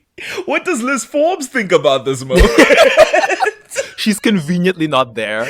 Carol Lockwood is standing right next to him and she's completely unfazed. In fact, she still rigs the Carol raffle Lockwood so that she it. wins. She's like, oh my gosh, look, I can't believe it's me. I want to date with Damon. And I'm like, ma'am, you are married. Please go home. He's off after Pearl, so fair is fair. Later on, Damon sulkily pours himself a drink at home. This is in the aftermath of Elena revealing that Isabel was her birth mother, and she's absolutely disgusted by how he was making fun of Rick and bullying him about how he murdered his wife. Alaric sneaks into the Salvatore home, stake in hand, but Damon immediately senses him. And he asks if Rick is really stupid enough to try and confront him. When he turns around and sees the stake in Rick's hand, he answers his own question with a, guess so. And he tosses Alaric across the room, but doesn't seem particularly interested in killing him right now. With Damon, you never know. It comes and goes. Which is a great person to be around. Will he kill me today? I don't know. It depends. Rick doesn't give up. He stands up again with the stake, and Damon tells him to put it down. And Alaric asks Damon where Isabel is. So then Damon asks Alaric if telling him that he murdered Isabel would really make Rick happy. And he's like, I think that you already suspect how the story ended. I think you know what I did. You've just been trying to dodge it, steeping yourself in denial, and you're hoping that if I tell you that she's dead, you can lay those fears to rest and move on. Alaric is like, well, I saw you feeding on her. And Damon's like, yeah, I did. And then he repeats that she was delicious. And I'm like, okay, Damon, can you stop now? It's not cute. It was never cute to begin with, but now it's just ridiculous. So Alaric is goaded into another failed attack. Damon easily tosses him aside, tells him that he turned Isabel into a vampire. And he is incredulous that Alaric has apparently never considered this possibility. He's like, it never crossed your mind? You never had an inkling? And to be fair, in this time that he has since learned that vampires exist, never reflected on the conversation that Isabel was having with him, being like, I need more. I love the night. All this stuff exists and I'm gonna follow after it. It's like, never once did you think, my guy? His twihard vampire fangirly wife. Like, what do you think she did? So Alaric asks him why he turned her. And Damon says, oh, I turned her because she sought me out and begged me to. She came to me all pathetic and looking for vampires. And then after sleeping with her, which I'm like, you didn't need to add that, but okay. But after sleeping with her, he made her into a vampire. Oh, he loves the cuckoldry is the thing. Damon gets off on that. He absolutely does. Which is probably, Yeah. the Stefan and Elena of it all. Yeah. He gets off on being like, I got with your girl and I'll tell you too. He mocks Alaric for having a wife who was unsatisfied with every aspect of her life. And yes, he's including sexually because it's Damon. Yeah. When Alaric makes one final lunge at him, Damon stabs him in the chest with his own stake. Yeah. Ironically, given everything that's happened, Damon actually says that he sees Alaric as a kindred spirit because they've both been deceived and abandoned by the women they loved. And I'm like, well, I mean, your relationship with Catherine didn't really have the foundation that his relationship with Isabel had. This man was actually married to the woman he loved. This man was married. He took vows. You were For years. screwing a woman who was also dating your little brother. I mean, that's where he learned. That's where he started getting the penchant for this cuckoldry. But also, the continuous thread of Damon killing people who he sees himself in is always so fascinating to me. Just being like, you remind me of me, stabs you in the chest. It's like, wow, Freud what's the would say, psychology maybe there? you don't like yourself very much, Damon. Yeah? What's going on? He's like, is that a mirror of me? Ew, it needs to be shattered. It needs to be smashed to pieces, post haste, and then I move on with my life. Perfect. Oh, but this is an interesting thing that gets sort of harkened back to later on. This is the first time that Alaric dies. Damon sits down, pours himself some bourbon, and watches Alaric die. Interesting, considering where season 3 takes us. Yeah. Stefan then arrives, finds Alaric's corpse. He's like, oh no, Damon, you did it again? Bad dog. You did it again. I left you alone for 5 minutes. God, can't take you anywhere. A man has been killed. And Damon, as usual, doesn't care. But he's like, hey, if Isabel was Elena's birth mother, and we know that my God. Elena is descended from Catherine, then that means Isabel was related to Catherine. And that means Catherine probably sent Isabel to me. And I'm like, Damon, these feel like fan theories that you're making up. The Delulu Damon era is my favorite because he's just so pathetic. It's like, maybe she sent him as a message that she's still looking for me. Oh no. Stefan, realizing how ridiculous this is, begs Damon to give up searching for Catherine. But Damon ignores him and walks away, telling him the audacity. He points at Alaric's dead body and is like, I assume you'll take care of that. And leaves. And I'm like, oh wow. I mean, he will. This is the relationship dynamic you've created, Stefan, cleaning up Damon's messes. So I can't be surprised. But it's still, it's annoying. Stefan is left in the room, crouching next to Alaric's corpse, when all of a sudden, Rick resurrects with a start. And Stefan is like, oh my gosh, did Damon turn you? Because I know he does that for fun sometimes. Usually to girls, but... You'd be a very interesting deviation from the pattern. Alaric is like, no, Damon didn't turn me. And then Stefan is like, okay, then somebody else must have snuck you blood, a la Logan Fell's transition, because how else could you be alive again? And I guess Alaric, I don't know, has read up enough to know that it's not transition and says that it must be something else. We get another flashback that reveals that after their little lovers spat, Isabel gifted Alaric with a ring as an apology. And she says, I'm sorry that I'm so crazy that I believe in vampires. But here, take this as a token of my apologies. It's a ring that'll protect you from all the things that go bump in the night. I know you don't believe it, but just do it for me. And Alaric is like, where'd you get this? And she's like, long story, don't ask. Just wear the ring. Promise me you'll always wear it. We see that this is the ring that Alaric now wears in the present, and that this ring protected him from death. Specifically when Damon killed him. It's interesting that the whole time he's been there's been so much focus on the ring, right? And he's always been talking about like, it's a family heirloom. When Jeremy finds him by his car and he's furiously searching for it to put it back on. And it's like, well, we know he's not a vampire, so it must be important for some other purpose. But seemingly he wasn't sure of that purpose either until this moment in which he died. So looking back, I had always thought, he knew that ring would protect him from supernatural death. But it seems he was just looking for it because it was the last thing that he had of Isabel. So like out of love for Isabel, he always wanted to be wearing it, which is sweet in its own way. It's just also like, wow, I thought he knew what it did.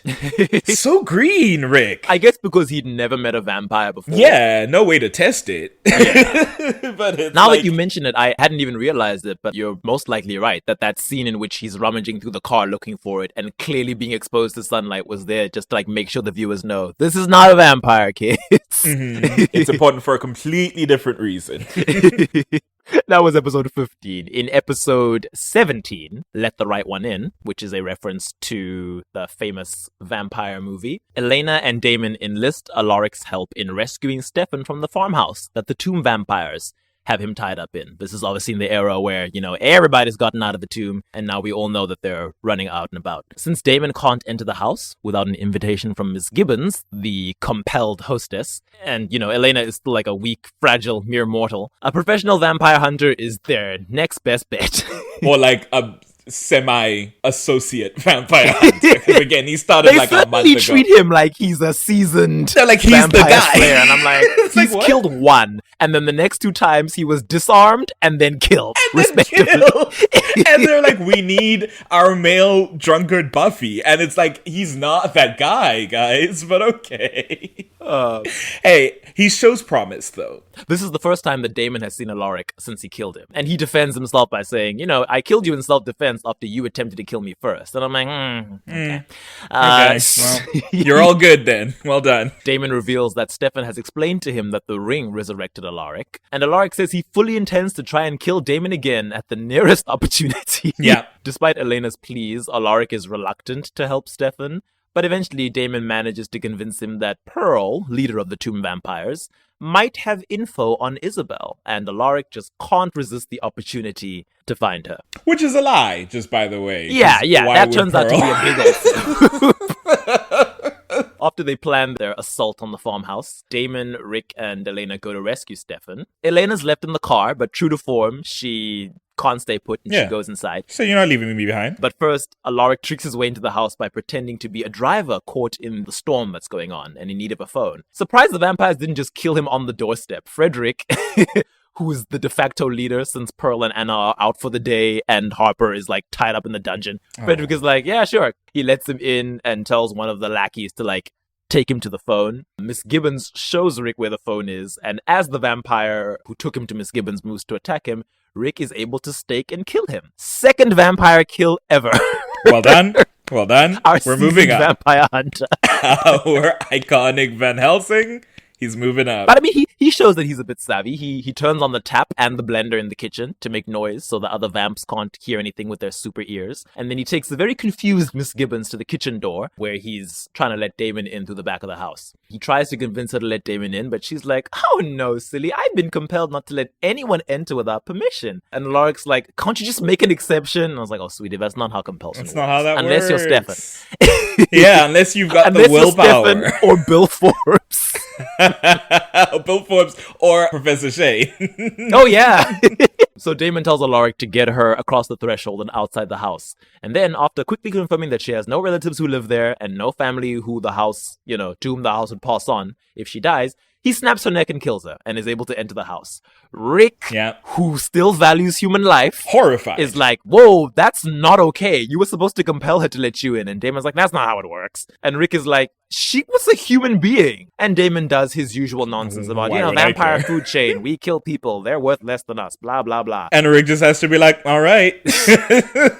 And that's how the dynamic will be for the endless time on this show. It is worth noting that Alaric clearly doesn't like the idea of needless human casualties. So, there's that. Yeah.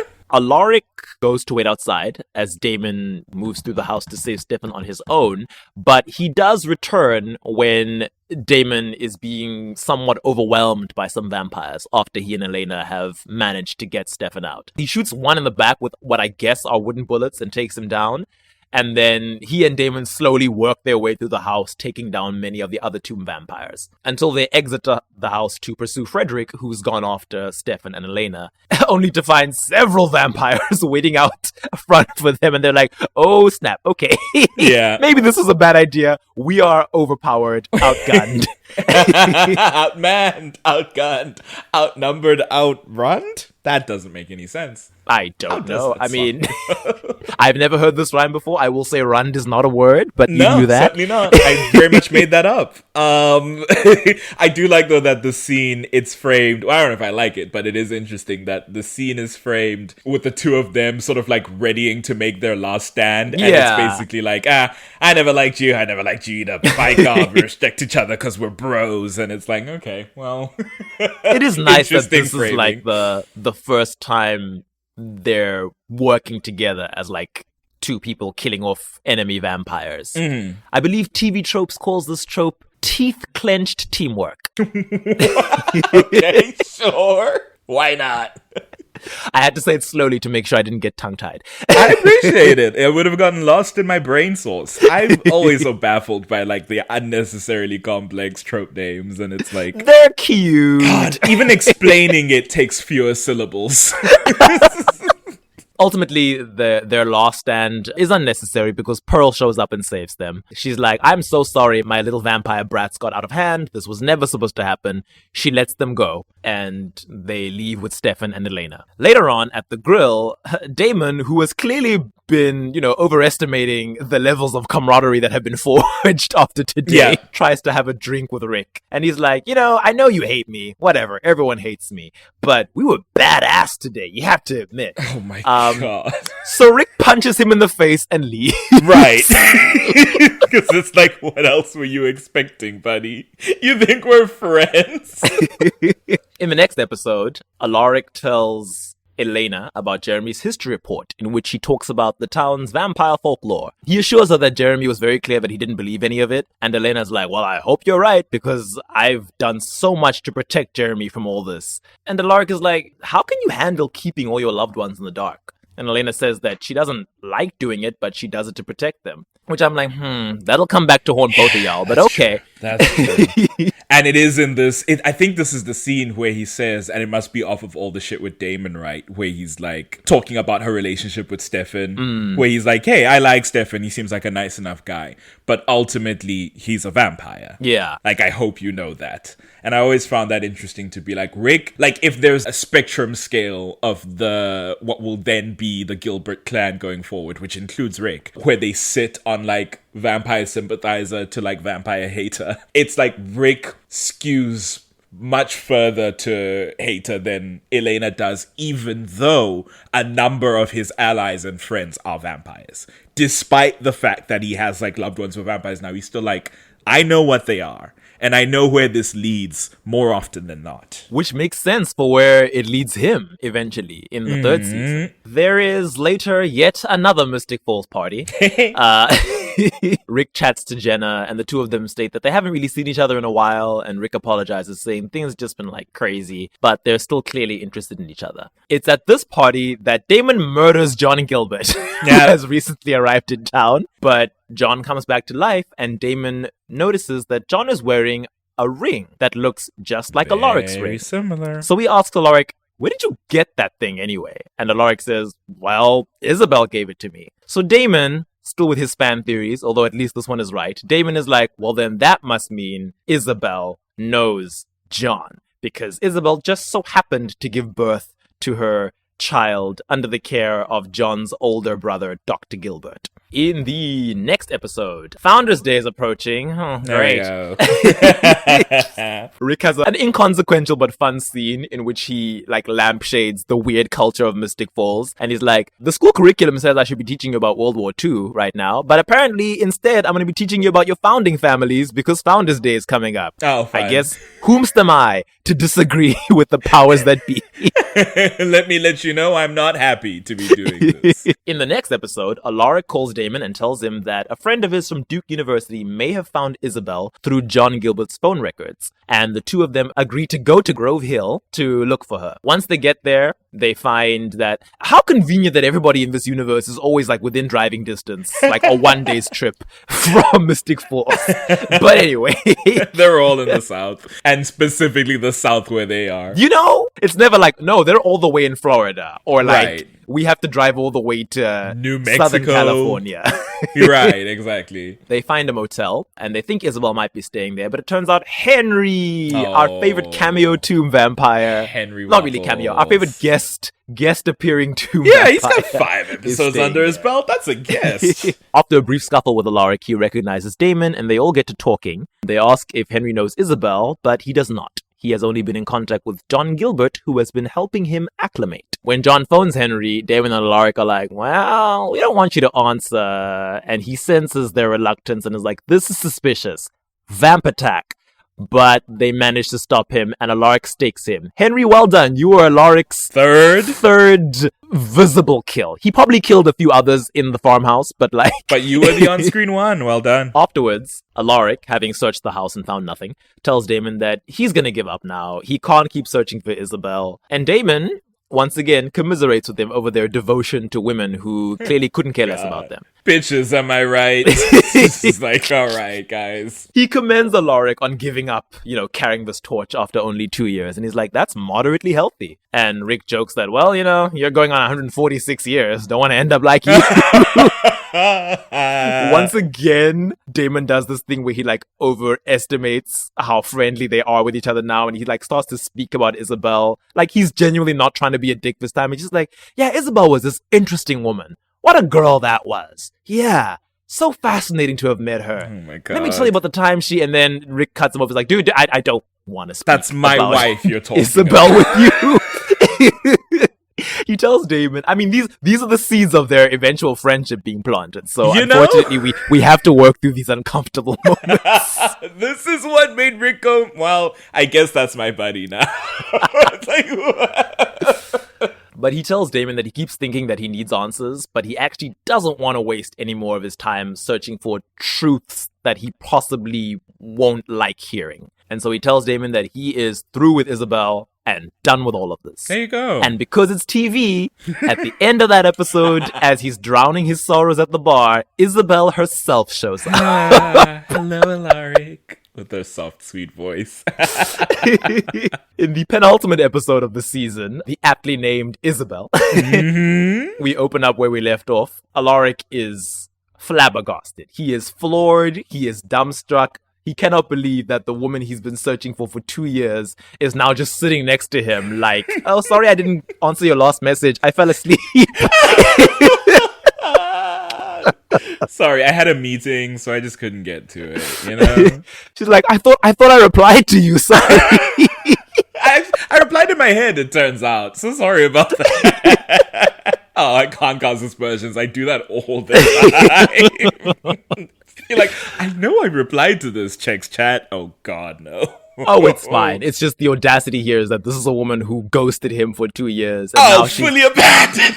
She's here making small talk with the husband she abandoned. She's like, you look good. Yeah, I hear you're a history teacher now. Yeah, that's good for you. I see that. That makes sense for you. You fit the vibe. Which I forgot to say. The whole vibe of Rick, it's Van Helsing, but also it's Indiana Jones, right? Because he's this historian / teacher, but he goes out and then hunts dangerous whatever. He doesn't go into the global south and snatch important artifacts and relics and then take them to American museums. But he will later in the show. So He's got to work his way there. Never say never. I admire that Rick is not even, he's not even going to engage with her idle chit-chat. He's like, where have you been? But she just tells him, I don't have answers that you're going to want to hear. There are no reasons that I can give. That'll satisfy you. Yeah, she's like, there's nothing I could say that would comfort you or give you satisfaction. She says, you were meant to mourn me and move on. And Alaric is like, I'm your husband. I loved you. How could you think that I wouldn't search for you? And then she's like, well, I haven't been lost. Which I'm like, isn't that what Greta said? It is. The people in this show. They're all working in the same space. They all have the same dialogue trees. It's always when someone's like, oh my gosh, you're back. Your loved ones have been tirelessly searching for you. And it's like, well, they were wasting their time. I wasn't lost. I was dumb as hell for that. Losers. Then she reveals the true reason for her sudden appearance. She knows that Alaric knows Elena, and she wants him to arrange a meeting between the two of them. And Rick is like, hold up. Hell no. The audacity. You show up here after 2 years of absence, during which I thought you were dead. Order me around. You cheated on me with a vampire. Right? Get into you it. You abandoned me with no explanation, and then you disappeared for years and let me believe you might be dead. And then you show up and you're like, yeah, can you get that teenage girl that you know to come speak to me? Thanks. The gall, the liver and the bladder to ask such of me. Insane. The audacity, the gall, and the gumption. I love his response. No, screw you. Yes, he's like, go to hell. He doesn't even raise his voice. He's just like, screw you, you selfish bitch. And he walks out of the bar. Starts to walk off. Unfortunately, she's a vampire, so he's not going anywhere. Of course not. She vamp speeds outside. She repeats her request, and Rick is like, I'm not going to do anything for you. So then she grabs him and chokes him, showing her vampire face. And not in the good way. I don't know what they might have been into back in the day, but it's the first time he sees her vampire face. So it's like, shit is real. This is your wife now. And she threatens to start killing the townsfolk if he doesn't arrange this meeting with Elena. And she says she'll start with his history students. And then she leaves. What a woman. Isabel Fleming, the firecracker that you are. Spitfire, that's what they say, right? Yeah. The next day, Alaric meets with Elena and the Salvatores and relays Isabel's message. Damon pushes for more info on what Isabel's possible involvement with John Gilbert is, or if she's aware of the tomb vampires, or if she knows about the Gilbert devices. And Alaric's like, I don't know about any of those things. I didn't ask. I'm sorry, I didn't ask questions I didn't know to ask. And when Damon is annoyed, Rick snaps that he was a little too distracted by his dead vampire wife showing up to ask any other questions. For all the move you've been trying to make to be my friend, you seem real callous about this. But okay. Later on, Isabel does meet up with Elena in the Mystic Grill. Stefan is permitted to hang around inside, but apparently Damon has been told to wait outside. And I guess Rick waits with him by choice, because at this stage, Isabel is kind of done with him. It's just I guess we'll just stand out here.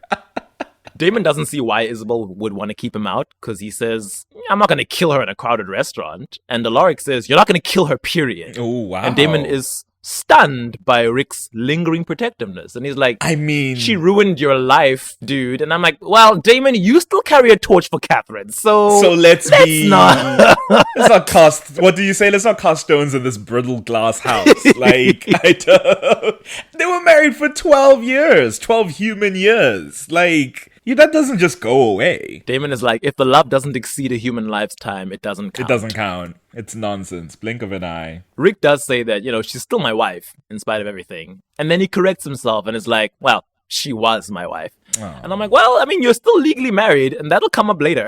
Yeah, you haven't signed the papers, buddy, so I don't know what you're on about. But he tells Damon that he tried looking for the woman that he once knew inside of Isabel, but she's gone. He says whoever Isabel is now, she is cold and detached. She's like, I don't know who that is in there. And Damon tells Rick that she has no humanity. And Rick compares her vampirism to Stefan, who still has his humanity, clearly, and even Damon, who is a terrible serial killer but still feels things. And he's like, I can see something human in you, but with her, there was nothing. Damon explains that vampires can turn off their humanity like a switch, And he says, ugh, it's the natural thing to do. Stefan is a loser and chooses to feel everything. But Isabel chose the easier route. No guilt, no regrets. And Alaric is like, Damon, your humanity isn't off. And Damon is like, what? Yes, it is. What are you talking about? At the end of the day, Isabel comes to Alaric at the school. Once again, she compliments the whole history teacher thing. And I'm like, oh, why? Can you leave this poor man alone? Stop coming here and being like, lovely weather we're having. I like your new shoes. That haircut suits you. She keeps bringing it up. It's like, is this your thing as a vampire? You have a thing for like history teachers? What's that about? And Rick is exasperated and asks her, what are you doing? Why are we still in this? He says, you act like you don't care, but you keep hunting me down to have idle chit-chat. And I'm like, yeah, she really didn't need to ask Rick to arrange this meeting with Elena. She could have compelled someone to go to Elena's house and tell her all of this. Right. She could have spoken to Damon, who she already knows. From her school. Yeah, it's like, why your husband? Isabel tells him that she's leaving and she just came to say goodbye. So Alaric, angrily states that, why would you bother saying goodbye now when you didn't feel the need to say goodbye when you left me? Talk your talk, buddy. And Isabel perceives his demeanor as like evidence that he hates her. And she's like, oh, it's good that you hate me. It'll make it easier for you to let me go. But Alaric accuses her of wanting him to hate her because it would make things easier on her. And he asks what the point of all of this is. Isabel asks him what he expected to find when he finally located her after all this time trying to track her down. And Rick tells her that he was hoping to find some semblance of the woman he married and the woman he loved, the woman who gave him the protective Gilbert ring that he now wears. He says, you cared enough to give me this ring, but now you want to act like you have no feelings? And Isabel's like, oh, that was a long time ago. I'm not that girl anymore. But Rick doesn't believe her. He's like, there's no way that you're just gone and empty now. And I'm like, interesting. Isabel, the two loves of your life, despite seeing the monstrous things you do, despite not thinking very highly of vampires in general, refuse to believe that you have gone off the deep end and have no redeeming qualities. And I'm like, shame. What were you cooking up, Izzy? What were you mixing in the food? Love is blind. He removes the Gilbert ring and throws it back to Isabel. He takes the vervain out of his pocket and tosses it to the ground. And Isabel's like, what are you doing? And he tells her that, well, I have no protection now, so you can either kill me or compel me, because I just don't believe that you're this heartless monster now. So she gives him a little jump scare, vamp brushing him against the wall, but she doesn't hurt him. She tells him, I wanted this, I needed this, and I'm going to regret it forever, but this was my mistake, not yours. And then she compels Rick not to remember what she says next, but admits she did love him, and when she thinks about what she gave up when she left him, it hurts. But she also tells him that his heart is now free of her, and she releases him from the burden of his love for her, and returns the Gilbert ring to his finger before vamp speeding away. The one good thing she ever did. Real moment. Yeah. Isabel Fleming, what a fascinating creature. Just truly in that moment being like, all my cards on the table, and I will wipe it from your memory, because absolutely not. Much like her creator, Damon. Yeah. In a weird inverse, though, because she's like, I will free you of this and then leave. As opposed to Damon being like, I will keep this from you and then stay. It's like, very interesting flip side of the coin there. Also, like, a feather in Rick's cap that he'll never know about, because it's like, then assumedly he will remember later, but is never touched upon. In the Vampalaric era, or like, Wow! I guess he was too busy being evil, to really kind of reckon with that at all. He had memories of Isabel flooding back in, and he's like, well, yeah, she sucks. She's a vampire. They all need to go. This just shows. In the final episode of Season 1, Founders Day, Rick's students are the ones who are recreating the Battle of Willow Creek, dressed in full Confederate garb. Yeah. Nuff said. I literally wrote in my notes, Nuff said. That night after the Founders Day parade, the remaining tomb vampires plan to take their revenge on all the founding families, and the Founders Council is planning to use the Gilbert device to incapacitate the remaining vampires and then kill them with fire. Damon enlists Alaric's help once Anna tells him what the tomb vampires are up to, and Rick hurries off to get his vampire hunting weapons, which I guess he just drives around with. But that makes sense. They're just in his trunk. Yeah. They need to be accessible. He will come to have stashes in very key places, in like houses, in his trunk, at the school, readily accessible. It's very cool. I'm just like, pray this school never does like random checks. You know, never comes in. Well, that's the thing. They don't have like canine units in this one horse town. They don't have that kind of resources. So when the device is activated, it's Rick who manages to save Stefan from being taken away by the deputies by pretending to be apprehending Stefan himself. And once the device is done, Alaric tells Elena and Stefan that the deputies have taken the downed vampires to the Gilberts' old building to kill them. And Elena asks Alaric to get Jeremy and take him home. And I do believe that is the last we see of him in season 1. It is. It is. He's not largely important in that finale era. I was actually curious, what's the last we see of him and Jenna? Do you remember? Because I'm like, that's the only thread that really needs to close out for him other than Isabel. Because in his being like, Isabel is my past, like I'm done looking for her, even though there's that brief spot where she comes back and causes trouble. Once he's wiped his memory of her, that's then his clean slate to start up with Jenna. And I can't remember if that starts in the last episode or freshly in season 2. I think it starts freshly in season 2, because the last time they have a heart-to-heart, he's like, I'm still interested, but things have been wild. And yeah. I've been very busy, and that's episode 18. Okay. Wow, that's so strange. But I mean, you know, helped the Salvatores be free of the device drama, you know, so some vampires he's decided, yeah, I guess they're all right. I guess they can live. So, you know. You're one of the good ones. Including David. Going into season 2. Interestingly, absent from the first 2 episodes. The first right 2? off the bat. All right. Oh, the first time he shows up is when they go to Duke University? Yes, that is the first time he shows up. Wow. Fascinating. Main character. You know, we give Tyler and Matt a hard time, but really, he shows up in episode 3, Bad Moon Rising. I love season 2. It's got all the moon and wolf puns in the episode titles. They pack them in. Crying Wolf, By the Light of the Moon, Bad Moon Rising. It's like, it's enough slices. Alaric shows up at the Salvatore house, and Stefan and Damon and Elena are trying to figure out what's going on with the Lockwood family, since Richard Lockwood was affected by the Gilbert device, but not by Vervain, and Mason Lockwood exhibited superhuman abilities at the carnival. They ask what other supernatural creatures Isabel was researching at Duke, because apparently, I guess her vampire obsession didn't mean that she didn't know how to branch out. You know, she knows how to diversify her efforts. Imagine somewhere in her notes, she's got like a little scribbled paper about the Gemini coven. That they never got to, unfortunately. They were so hyper-focused, they missed. She had all the answers. So Alaric tells them that Isabel was also researching lycanthropes, aka werewolves. Later on, he sees Jenna as he comes to pick up Elena for their trip to Duke. And Jenna notes that, once more, the two of them have gone for quite a while without seeing each other. So maybe the writers realize that, oh yeah, y'all haven't spoken since episode 18 of the last season. It's been 7 episodes and half a year that we've been not picked up on this relationship. What's happening there? Once again, putting herself second, she says she appreciates Rick providing a connection for Elena to her mother and thanks him for taking her on this trip. Alaric says, yeah, it was time for me to take care of Isabel's things. And he starts to try and explain himself to Jenna, but she's like, no, just go do what you need to do. None of that. Of course, this is the episode where Elena, Damon, and Alaric head off to Duke. Things are still strained between Elena and Damon because Damon snapped Jeremy's neck. Freshly killed her brother. Go listen to several of our other episodes to see how we feel about that. There's a moment in this that I love where Damon's trying to push his way through to Elena and Rick's like, dude, knock it off. You killed her brother. I don't think she wants to talk to you.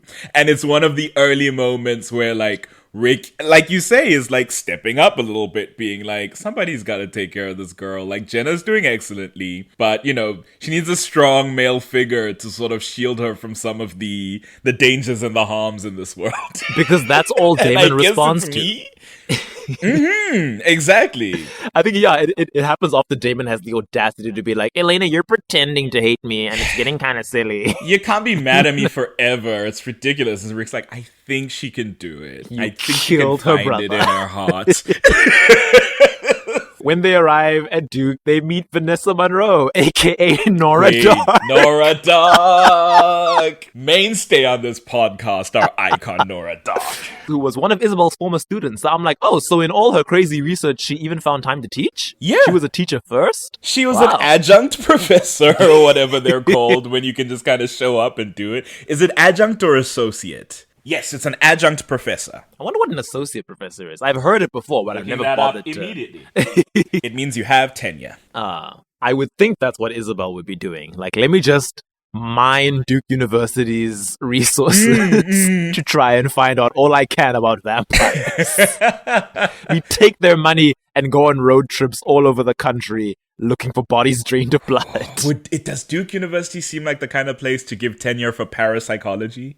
I don't know. I don't know. I mean, that's what I think that's what Vanessa says that she was studying. She says Isabel was one of her. She was like a TA for her, like a research assistant or something. Yeah, and then she says she's gone into folklore. So I'm like, I guess the folklore spun off from the parapsychology, or maybe just general psychology. I'm not sure. Oh no, it was anthropology. I think it was. Right. It might have been anthropology. Okay. Because I was gonna say folklore is actually probably closer to more, not to say respected, but like more structured. It can be referenced. It's more historical than like anthropology would make more sense. Nora Dark / Vanessa Monroe takes them. It's so cute they even gave her a surname. I'm like, damn, some characters on this show. Yeah, damn. Y'all thought she was gonna be around.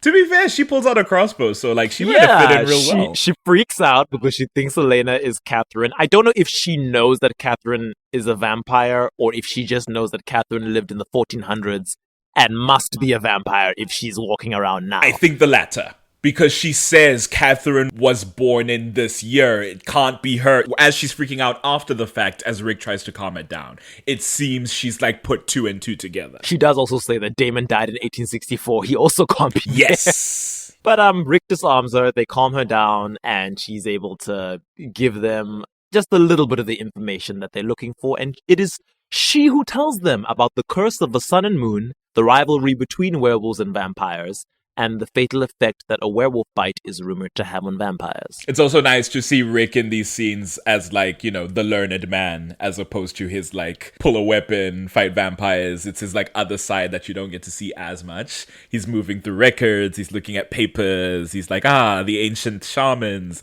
They're like in dialogue that Elena and Damon are sort of on the periphery of, him and Nora Dark. What's her name again? Vanessa Morgan. Vanessa. Isn't that an actress's name? Isn't that Joni from Riverdale? Isn't her name Vanessa Morgan in real life? Vanessa Morgan plays Tony, My Baby Sister's a Vampire. Tony on Riverdale. Why did I call her Joni? I don't.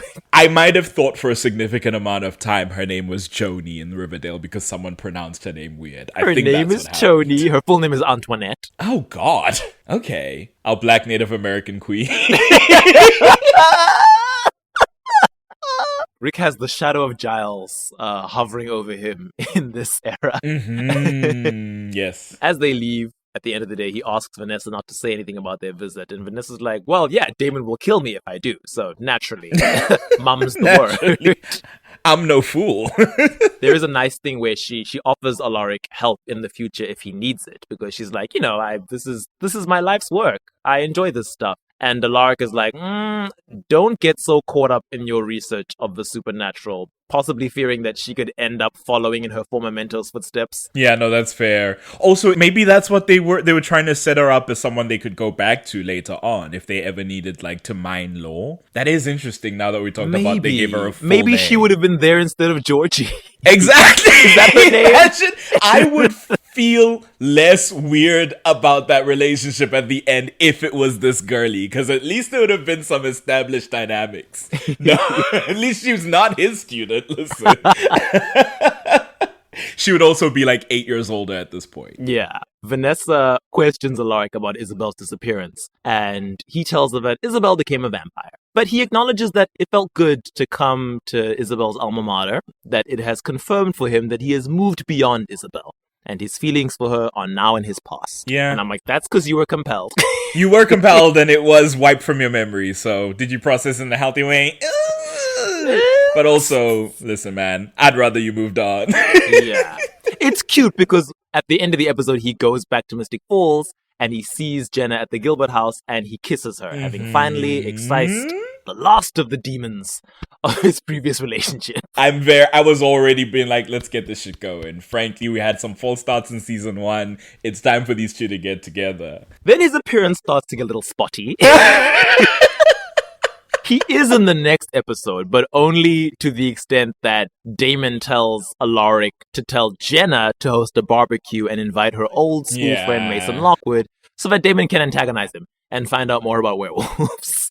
I will say, for his part, Alaric is very friendly towards Mason. Yeah, especially because like Mason's like an old friend of Jenna's too, so it's like, yeah, it's nice to learn more about this lady that I'm dating now, because you do just sort of get over the course of season 2 that their relationship is very quickly becoming stronger. So yeah, it's nice to see them be all domestic. Yeah, and then Damon ruins it by stabbing Mason. Just stabs him through the hand for what? Nothing. Most needless. Mason's shown up and been very chill. Most needless antagonist of this show, quite frankly. If they had handled Mason better, they would have had no issue with Mason. Florida bro, here to chill, obviously carrying out his Moonstone schemes with Catherine, but it's like, who he didn't even really trust, because he didn't tell her where it was when he got it. So he hid that shit from her. If they got to him and had a little talk, I think they could have gotten him on their side. But, you know, that talk that Stefan has with Tyler, where he's like, we're all just trying to live our lives here. We can make this work. Exactly. Us supernatural teens. God, the disproportionate brutalization of Mason Lockwood is so like... Oof. At least he's not a POC. You know? Well, in the sense that he is a werewolf. No! This is an Alaric episode. We can't. Very well. It'll be a diatribe for another day. In episode 6, Plan B, he brings over some of Isabel's lycanthropy research to Damon, who was with Jeremy at Chez Salvatore. And he tells Jeremy, Damon's already heard this, but he tells Jeremy about the curse of the sun and the moon, and he reveals, at least for the first time to the audience, that the werewolf half of the curse is sealed in a moonstone. It's this research of Isabel's that will eventually lead to Damon and Jeremy discovering Wolfsbane and how it affects werewolves, which of course Damon then uses to torture Mason for info, even though it makes Jeremy very uncomfortable. Later on, Alaric and Jenna flirt and make out in her kitchen. He walks off to get some salt and sees Elena coming home, and the two of them get to talking as Jenna speaks to someone on the telephone in the background. Jenna then hands the phone to Elena, and it's revealed that Catherine is on the line. And Jenna, who has been compelled by Catherine, stabs herself in the abdomen with a large kitchen knife as punishment for Stefan and Elena continuing to defy Catherine's demand that they break up. It's tragic. It's rough. But thankfully, she's okay. A doctor off screen apparently tells Alaric that she got lucky and she's gonna make it, because that's what Elena tells Jeremy. Alaric has a really small role in episode 7, Masquerade. A shame, because it's a fun episode. Masquerade! I think of it every time I see the title. I see it now! Basically, he's just there to show the Mystic Falls gang his various vampire hunting weapons. Jeremy, that seed that I said was not going to be watered for a while, Jeremy's like looking at the weapons with a lot of interest and determination. And I'm like, oh yeah, Hunter-protege arc. Right. Remember when we left them off in like episode 12 of last season? All right, they're speaking again now. I'm like, I don't know if I've seen these two share the screen and actually have dialogue in the longest time. That's what we were talking about in the Elena episode of like, I understand thematically that he is this mentor for Jeremy, but textually, not necessarily. Yeah. Him and Elena really spend a lot more time together. Yeah, than he him and really is Jeremy. around her a lot more. And she's like, you know, the stepchild that could have been. You know, to be fair, not to blame Jeremy for anything. It's not his fault. Elena is already tied to this man. Later on, the gang asks Alaric to keep Elena distracted at her house while they go off to carry out their plan against Catherine. He's a bad liar, and she's immediately suspicious and figures out something is up.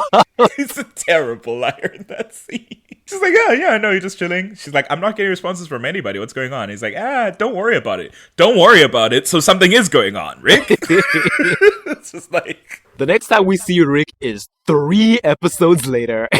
Woof. In episode 10, The Sacrifice. Again, he doesn't do much, but it is that funny scene where Elena, who's wandering around the house because she's heard Jonas Martin skulking around and wants to know who's inside. Yes. She runs into an almost naked Alaric and Jenna in the hallway. He's like, Elena, and then puts the tray he's holding down over his boxes. It's very awkward for everyone, but once he hurries back to his room and Jenna tells Elena that things are going really well with Rick, Elena seems genuinely happy. I can tell. Yeah, she's like, well, good for you. I don't want to see it, but good for you. I trust Rick. I know him somewhat. You're not aware of it, obviously, because you know nothing about the supernatural, but I've grown actually somewhat close to Rick in the shit that we've been dealing with in the dark, so this is great. And also, they love a shot where it's like, hey, remember, our men in the show are real hot, so let's just have a shirtless Rick down to his skivvies. It was really, it's like, okay, well done, Jenna. He's 6'2", he's pretty cut, like... Look at you, Jenna. She'll never think about Logan fell again. Logan scum fell again. Logan scum fell, no comparison. In episode 11, By the Light of the Moon, there we go, another one. There we go. Jenna is at the Mystic Grill and tells Alaric that she's been roped into helping some writer who's doing research on small-town Virginia. And this is on behalf of the Historical Society. This writer is Elijah, who is going by Elijah Smith right now. Elijah Smith. Is he historical fiction? Is he nonfiction? Who knows? What a mysterious man in a very well-tailored suit. He's writing self-insert characters. He's like, this is my story about a man named Eli and his abusive younger brother. His abusive Nicholas. younger brother. It's a wild statement. Hey, not to question any parameters of abuse, of course not. Jenna just tells Alaric what she's going to be doing that day, and then she leaves, and Alaric sees Tyler arrive and overhears him telling Caroline that Jules, Mason Lockwood's friend, showed up at his house this morning. So Alaric, who at this stage of the story is very often in cahoots with Damon, immediately phones Damon to tell him that, hey, Sheriff Forbes has officially declared Mason Lockwood a missing person because Jules revealed that Mason never arrived back in Florida. So, as it turns out, there are consequences to your action, buddy. Now we've got to deal with this. So they meet up at the bar later and try to roofie Jules. That is exactly what happens.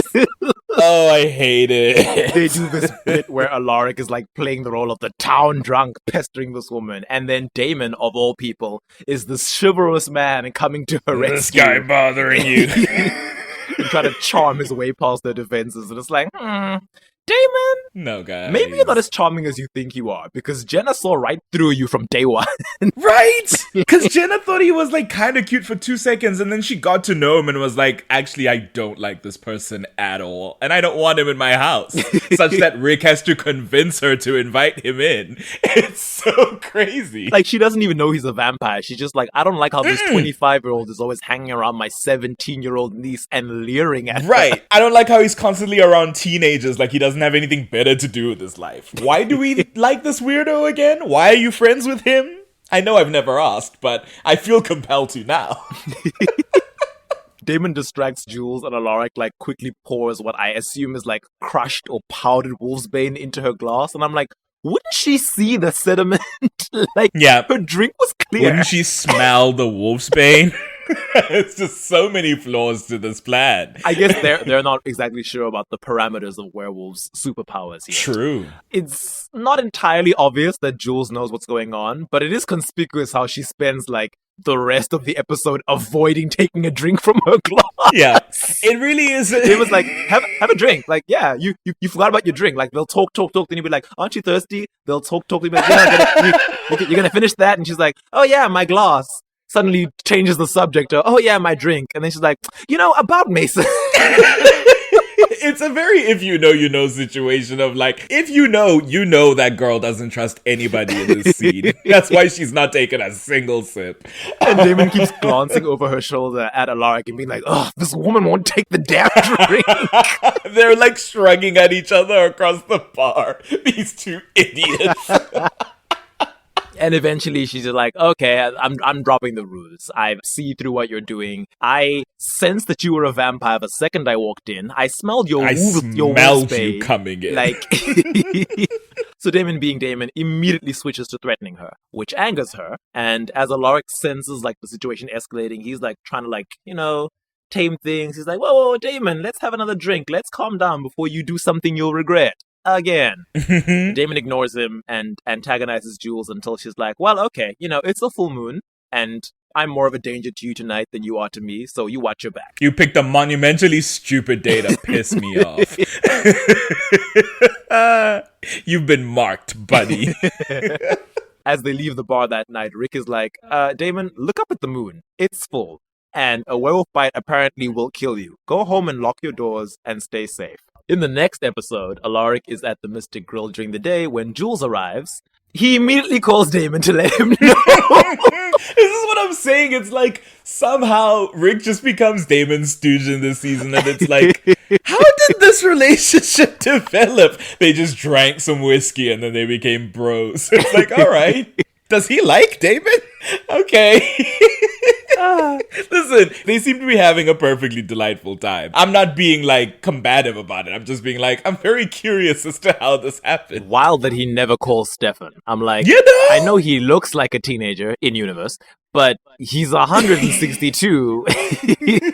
That's the only way to make it work, is that he met and knew Stefan for a considerable amount of time as his 17-year-old student, so he doesn't gravitate towards him, even though Stefan's the only vampire to have encountered him and gone, I'm not here to hurt you, I'm here to help you, in fact. Let's work together. But for whatever reason, he gravitates away from Stefan and to Damon. It happens with a number of characters in this show. And like I said in the Elena episode, is because if we don't give Damon a stock friend for 1 or 2 seasons, then he has no one, because nobody likes that man. Stefan shows up, telling Alaric that he's hoping he can contact Isabel, and asks if Alaric knows of a way to get in touch with her. And Alaric is like, even if I could get a hold of her, she's not going to help us save Damon's sort of paramour from her infectious, fatal werewolf bite. And Stefan's like, no, I'm not talking about that. I'm not even aware of what you're referring to. We're talking about Elena and the people who are after her. Yeah. He's like, I'm wondering if she knew about Klaus. And then Alaric's like, oh, this is about Elena. Okay, no. Cool. My heart softens. I will try and find Isabel's old phone number, not making any promises, but I'll give it to you if and when I locate it. But he warns Stefan that he cannot trust Isabel, even when it comes to Elena. And I'm like, okay, Alaric, one point that you have over John Gilbert, that you know you cannot trust this woman, even when it comes to Elena. And she's not even your biological daughter. So it's like, John... Crazy man. Later on, Alaric texts the number to Stefan, and Stefan calls Isabel and leaves a message asking for her help. But ultimately, it is John Gilbert who shows up instead. Mm-hmm. I have here in my notes, no one is happy to see him. No one ever is. And it starts, it's so silly, but it's so funny. The most ridiculous rivalry from one end, to be very clear. So petty. John. So petty. John Gilbert. Over a woman you don't even really like anymore. No! Just as a person, much less romantically. Not even the person you're currently involved with, not the person you actually love, not the mother of our children. It's about Jenna, your brother's wife's younger sister, who you very briefly dated. Truly why is this man always hanging around you? What's his vibe? Just the person you share a nephew and niece with, quite honestly. You know? In the next episode, when Alaric and Jenna find out that John is back, Jenna is immediately hostile, but John is like, well, Elena let me in, almost to hold that over her head. And Alaric, bless his heart, Alaric senses attention and is like, yeah, I'ma head out. Let me get out of your hair, let y'all handle family business, you know? And as Jenna tries to force John to leave, like pulling rank and being like, I am legal guardian of these children and technically the primary owner of this house, John is like, well, you can't send me away because Elena is my biological child. So, drops mic. Later on, at the grill, Jenna sits with Rick and laments the revelation that John is Elena's bio dad. And I'll never forget what she says. For years, I've held on to this quote. She's like, so Elena is my sister's husband's brother's daughter, and her mother is my boyfriend's dead ex-wife. Oh. You can't make this up. Oh, Jenna. That's some Once Upon a Time shit right there. Oh, not the Charmings. That's some charming family shit right there. They break my brain. Cool, What Regina is Henry's adoptive mother, but also his step-great-grandmother. Grandmother, yeah. It's like, what are we doing here, guys? Then John shows up and has the audacity to ask to sit with the two of them, and Jenna makes no attempt to hide her disdain. I love watching how much she hates this man. It's fun. Yeah, it's cathartic. It's very in the place of the viewer. By the end of that episode, we find out that Isabel is the one who sent John to town, and they are all in cahoots with Catherine. In the next episode, Crying Wolf, Damon tells Alaric that John Gilbert has given him a magical silver dagger with which to kill an original, i.e. Elijah, but he is skeptical because he doesn't trust John. Alaric tells him that he and Jenna have been roped into attending a historical society function where Elijah will be. So Damon is like, ooh, goody. Now we can go, meet him, scope him out, get some more info, cause trouble, do irreparable damage. Damon things. Just Damon things. Just girly things. I love the interaction that happens at this function between John and Alaric. Because John comes up to Alaric and is like, what is Damon up to with Elijah? And Alaric is like, why would you think I would know what Damon is doing? And John says, because you're Damon's little helper. Ooh. Clock it. Actually clock it, John Gilbert. I'm like, sorry, Rick, but he has you there. You ate that one little thing because you are correct. This is not a mutually beneficial friendship. Rick, you are consistently helping Damon carry out his schemes. He threatens to tell Jenna about the secrets that Alaric is keeping from her, which it's like, why? Why are you doing this, John? This is so unnecessary. This is extra as hell. He's so extra. It's like, oh, because you're working with Damon. Okay. And now what? He doesn't even use that as the reason. He's just like, what if I told Jenna the things you're doing? And then Alaric's like, really? And he just says, on that note, I don't think you should be spending the night at the Gilbert house anymore. It's inappropriate with children around. And I'm like, John, why do you care who Jenna's having sex with? Frankly! Why do you care? You're a bit too involved, I think. John Gilbert, reaching across the table. It's so strange because outside of this little rivalry, there is no indication that he has any lingering feelings for Jenna. It's just like, none. I'm just wrestling control of Elena from you. That's all I'm here to do. Yeah, I guess if it's like by extension, it's not the connection with Jenna that's pissing him, but it's always Jenna that he's using. Yeah, it's always Jenna. I would get if it was like, yeah, Elena seems to have you as the pseudo father figure almost, or at least that's where it seems to be going, and that pisses me off. But it's always Jenna that he's using in this weird rivalry that he started. I don't get it. Men. I think it really just is a lot of insecurity. He just sees this 6'2" guy who swooped in to his family. They seem to like him, and nobody likes John. So he's just like, no, I won't have that. He's like, my brief college ex is into this man who was also married to my first love for a time.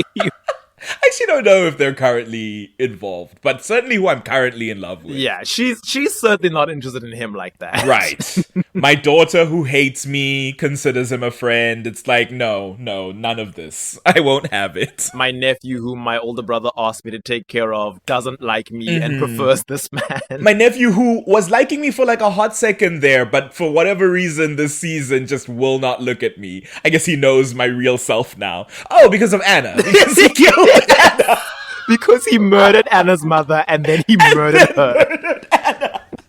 John, reflect. There's only one person to blame for this. John is like, can't imagine why I'm not more popular.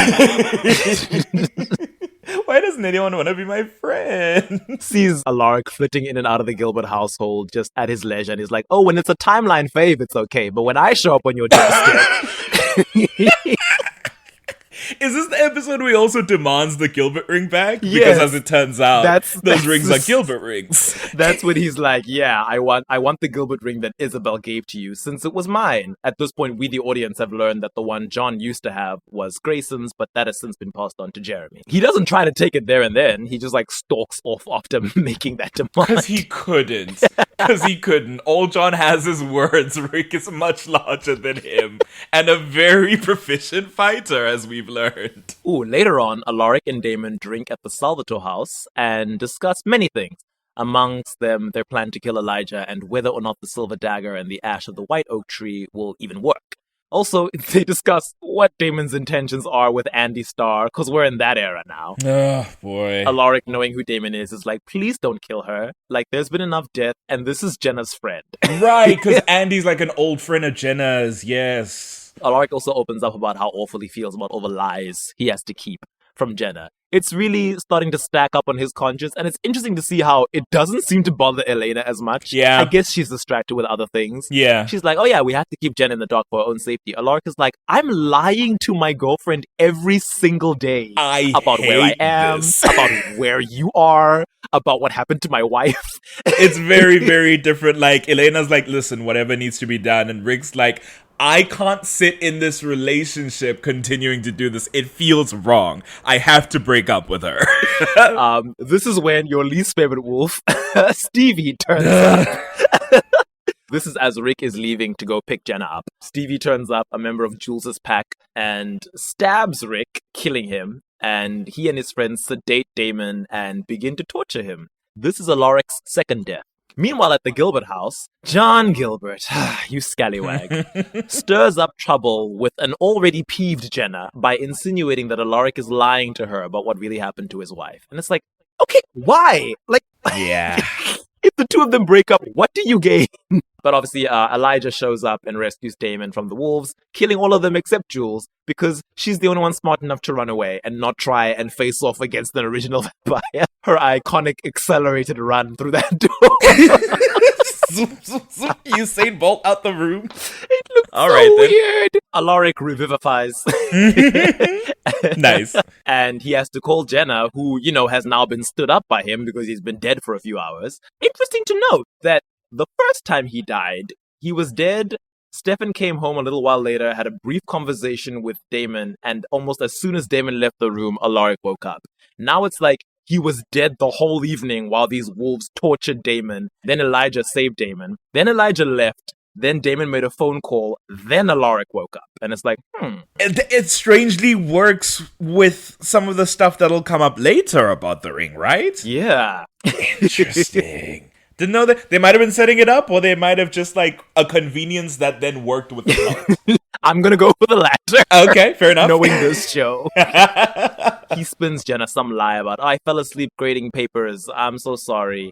And Jenna's like, it's okay, but she looks kind of uneasy once she hangs up. Yeah. The next episode is the infamous dinner party, Ugh. where they're trying to stab Elijah with the the silver dagger. And With the white oak ash White dagger. oak ash. Oof. in this episode, Alaric seems somewhat jealous of Elijah being all like friendly with Jenna. And I'm like, Rick? Oh. I mean, he plays it off as, no, I just don't want this, deadly vampire around her. But even Elijah makes like a joke about, oh, don't worry, Alaric, I'm not into younger I don't go women." for younger women. Comedian. Get out of here, Elijah. Later on, there's a scene where Rick is at the grill and he is initially hesitant to discuss things of a supernatural nature in front of Andy, who is with Damon. And Damon's like, oh no, she knows everything because she's my mind-controlled plaything, so we can speak freely in front of her. Yeah. And then they kiss, and Rick is like, this is very weird. I'm not comfortable with this. Not comfortable, Rick, but you never actually do anything about it. So, not to, get on Rick's case, but if we're gonna get on Matt's case about Tyler, right, then maybe we should get on Rick's case about Damon. That's true. But I'm like, Matt, you had years to mold Tyler into a better friend by proximity. Yeah. Or like, I don't know, cut him off, man. Why are you friends with this guy who kind of sucks? It's acceptable as long as it doesn't cross into your life, right? Yeah, as long as it's not my sister. You know? But Andy's Jenna's friend. You would think you would have some concern over that. Yeah, I think maybe that actually might be why he feels so concerned. Because he's like, oh no, the proximity. If anything happens to this woman, that's another lie I'll have to tell Jenna. Does Damon elucidate that he has Andy compelled? Or does he just tell him that Andy knows? And he thinks Andy's just like into the vampire life? I think Alaric is aware that she must be compelled if Damon is like dating her and feeding off of her and yeah. All right then. That evening, there was a lot of tension between Jenna and Alaric. Alaric didn't really want Jenna to come to this dinner party, but she had already accepted the invitation on both their behalves. She's giving him the daggers. It's rough. She tells him that she really wants things to work, but she fears that he might be keeping things from her, which I'm like, oh, yo, you're spot on. Yep, you're absolutely right in that respect. She adds that these are doubts that are being fueled by John, of all people, and she doesn't want to believe what John says. But, you know, Rick is looking pretty guilty. Alaric makes Damon promise to not do anything that will get Jenna put in harm's way that night, and Damon lies and says, yeah, sure, no way. Why would I ever do that? Why would I ever put you in a bad spot with you and your love interest of the current season? That's not my style. And it comes to a head when Damon has made his little plan that, oh, the women are in the one room doing dessert, and I'm gonna go get this dagger to stab Elijah. But thankfully, Stefan has already called Alaric and told him that, oh, Elena just read in her family journals that a vampire who uses the dagger to kill an original will die as well. Mm-hmm. So Alaric comes in with Andy, interrupts Damon, who is at first annoyed. But as Andy leads Elijah away, Alaric writes down on a piece of paper, not wanting to be overheard by vampire ears, that the dagger will kill you if you use it. And Damon's like, oh, okay, well, I guess you saved me. Or whatever. Wish that I would do it. Two birds with one stone. You and John Gilbert both. Hey, maybe you made some points. I guess Andy is compelled to help at this point because they go back into the dining room. I don't know where Jenna goes at this point because she's supposedly making dessert. But when Alaric stabs Elijah through the back and he screams in pain and dies, Jenna doesn't hear anything. Also, it's like, why is Jenna making dessert at someone else's dinner party? Why is she employed? There's such a weird gendered vibe about this party. Andy walks in and is like, the gentlemen will take their cigars in this room while the women folk clean up. And it's like, why? Whose party is this? You can't prepare snacks by yourself, Damon Salvatore? You're 150 years old. There's no excuse. Learn a skill. He never learned to cook. Your little brother can cook. He's not a useful man like Stefan. You know? What are we doing here? Oh, there is a cute moment, though, when Jenna is, like, cleaning up the table, putting the plates together, and Alaric is, like, hovering around her and being like, let me help. Put me to work. Come on. Because he's trying to get out of the doghouse. It's so cute. And she's like, no, it's fine. It's fine. I got it. I got it. Don't worry. Oh, it's so sad, but it's so funny. After the dinner party, Alaric and Jenna speak, and she's still on edge and asks Alaric point blank, what happened to Isabel? And Alaric is like trying to avoid the question. He's like, oh, let's not talk about that. Yeah, and she's like, that's not an answer. And he's like, well, you know, John is just trying to stir up trouble, which true, but also not an answer. And Alaric says, look, I can't talk about this. He's clearly uncomfortable about continuing to lie to her. And he doesn't really see a way to dodge it without making it very obvious that he is keeping something. And at this point, Jenna's like close to tears. And she tells Rick that she keeps thinking this is all in her head and that she should just trust him. But then she thinks that, you know, maybe John is right and maybe Rick is not being honest with her. So she asks Rick straight up, are you being honest with me? And Rick, like, can't meet her eyes and doesn't answer. And she's like, okay, well, that's an answer. And she walks off very hurt. Then John comes in. Freaking John Gilbert. Can't stand him. Then John comes in and he's like, ugh, that was awkward. But you know, I could clear up all these doubts on Isabel that I have caused. You know, maybe if you do what I ask, I still want that ring. And then Alaric is like, you know what? Screw this. He laughs bitterly and like removes the ring and gives it to him. And he's like, you know what, John? Take the ring. Because you're going to need it after what you did tonight, trying to trick Damon into killing himself with this dagger. Yeah, you've made an enemy of someone who was probably going to kill you anyway. It sucks too because like Rick isn't just keeping a secret for himself, it's also for Elena and all this like bio-parent drama that's going on, that it's like, it's such a hard place to be in. Truly caught between a rock and a hard place. And the next episode, he speaks to Elena at school about the relationship problems that he and Jenna are having. And he's like, thanks to John, she now has all these questions about Isabel that I can't answer. And he's like, how much longer are we going to be able to keep Jenna in the dark? And Elena's like, I don't know. Do you think we should tell her? And Alaric's like, well, that's clearly what I'm suggesting. Like, what do you think I'm doing here? Because he's like, I can't be with Jenna and not be honest with her because that's not fair and that's not the kind of relationship I want. And I'm like, yes, this is a man whose wife faked her death and ran away from him. He doesn't want to be in a dishonest relationship. Left him to toil and trouble trying to find her. Oh my god. And Elena notes for the first time that, yeah, it is becoming increasingly dangerous for Jenna not to know about the supernatural. Mm-hmm. But then she says, right after that, I hoped we'd hold off on telling her all this stuff until we've dealt with Klaus. And I'm like, sweetie, Klaus is the danger. What do you mean? He's the danger she needs to know about. This is dumb. I will never understand. Never, never, never. She's also like, how do we tell someone what we know? Like, how do we bring someone into the fold? And I'm like, I guess everyone who's found out either found out on their own or by mistake. That's true. But still. But it's like, we can't all be mastermind sleuths typing into the news anchor's computer to find a video from the 50s. Some of us have jobs. Some of us are busy with our day-to-day lives. Most often than not, we're gonna be Bonnie getting attacked in the middle of the woods by Damon and getting our blood drained. And that's how we find out the supernatural's real. Of course, Bonnie was a witch already, but you know what I mean. Yeah. It's like, more often than not, it's when my life is literally almost taken from me. And if I'm lucky enough to survive, that's how I found out. Wouldn't you rather tell her in a safe, controlled environment where your vampire boyfriend can vamp rush across the room and prove to her that the supernatural is real? No danger, no threat. To his credit, Alaric does apologize for putting all of this on, sweet little teenage Elena. But he does say, hey, this is your decision to make. I will respect whatever you choose, but until or unless I can be completely honest with Jenna, I cannot be in a relationship with her. And I'm like, that's very mature, but also very sad. He just found something good. Both of them had just found something good. Later on at the Gilbert house, Jenna commiserates with Caroline, Bonnie, and Elena about her issues with Rick. And she's like, I know he's keeping something from me about Isabel. And Caroline, who's having her own drama with Matt and a similar situation, is like, well, if he's keeping secrets... if he's keeping secrets, it's probably to protect you.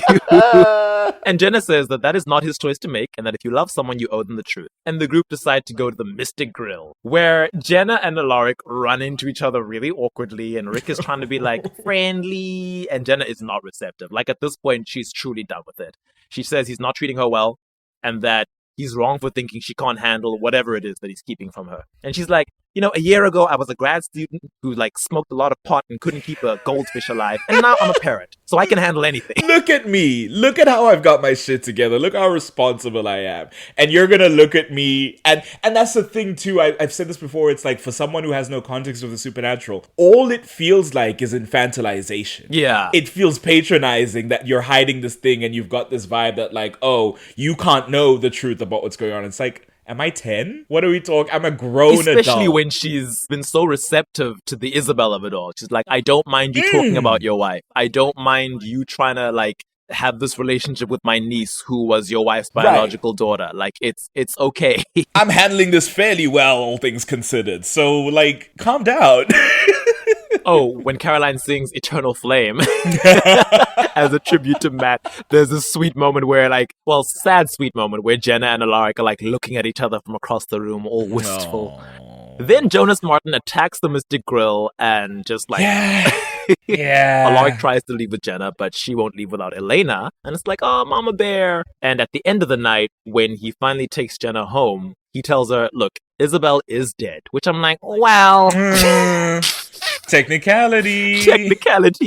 He says Isabel is dead, but there are things about her death that I can't tell you because they aren't for me to tell. But he does tell her that he loves her, even if she hates him for having to keep things from her. And Jenna's simply like, okay, good night. And goes inside. Speak of the devil and he doth appear, because in the final scene, Isabel shows up on the doorstep of the Gilbert house and introduces herself to Jenna. And Jenna is speechless that not only is this woman alive, but Elena standing behind her doesn't seem surprised by that fact. Yeah. And then she says, Elena, it's so good to see you again. And it's like, well, god damn it. Thanks. In the next episode, she continues to try and stir up shit. She has this line that I'm like, Grey's Anatomy? She's like, you must be the woman who's dating my husband. Addison Montgomery. Not Addison being like, you must be the woman who's been screwing my husband. You'll always be famous, Mrs. Baker from 13 Reasons Why. Isabel wants to come inside and speak to Elena. And this scene, the you must be the woman who's dating my husband, that little point, we'll come back to that in a moment. She clearly just wants to be invited in so she can, have free access to the house. But Elena's like, no, don't let her in. Absolutely not. Slams the door in her face and does not want to speak to her. But Jenna is just gobsmacked. Like, tears fill her eyes and she realizes she's been lied to for months. And she asks Elena, did you know? Did Alaric and John know? Am I the only fool who didn't know what was going on? Know? Did your kid brother, who is in my care, know about this before I did? Wow. Elena tries to explain, but Jenna storms off to her room, too hurt to listen to her. She shuts the bedroom door and, sinks to the floor in tears. And it's like, oh, no. Now I don't even know what she's thinking in this moment. She's like, okay, so what? Alaric has just been lying about his life for reasons, right? And everyone knew but me. My kids have been lying to me, and it's like, for some reason, in concert with him. I don't know what you could possibly get to as a conclusion. Yeah, I'm like, what did she think was going on? Like, why did she think I don't know. was the reason for this? All I would see is the emotional hurt of that, of just like, multiple people lied to me and in concert. That would be enough to just be like, no, I don't want to deal with this, actually. I actually never want to speak to any of you ever again. Yeah, I guess. The thing I just put a pin in. After Catherine gets the moonstone, Isabel surprises Alaric in the middle of a street as he's going to his car. And he's like, oh, what do you want? Am I not done with you? You've ruined my life multiple times. Oh, before that, because while Jenna's crying, Elena calls Rick to their house to try and speak to her, but when he gets there, she's already packing up, right? She's leaving to go to her campus. She shows up and they're like, oh, let us explain. And she's like, nope, I'm already in the car. Here's some money, Elena, go deal with this shit. I'm not speaking to this man. You can speak to your best friend Alaric if you want. And leaves. And John Gilbert calls out of some room in the house because he's just living here. And he's like, well, if you had been more honest with her, then maybe you wouldn't be here. Rick turns around instantly and punches him in the face. It's so good. Knocks him so hard, he falls to the ground. We love it. To Elena and is like, I'm sorry, Elena. And then leaves. As sad as it is to see Jenna running away and being like, I can't stand to hear any more lies from you two, it was lovely that John inserted himself into the situation and was then punched back out of it. As deserved. And you know what, Rick?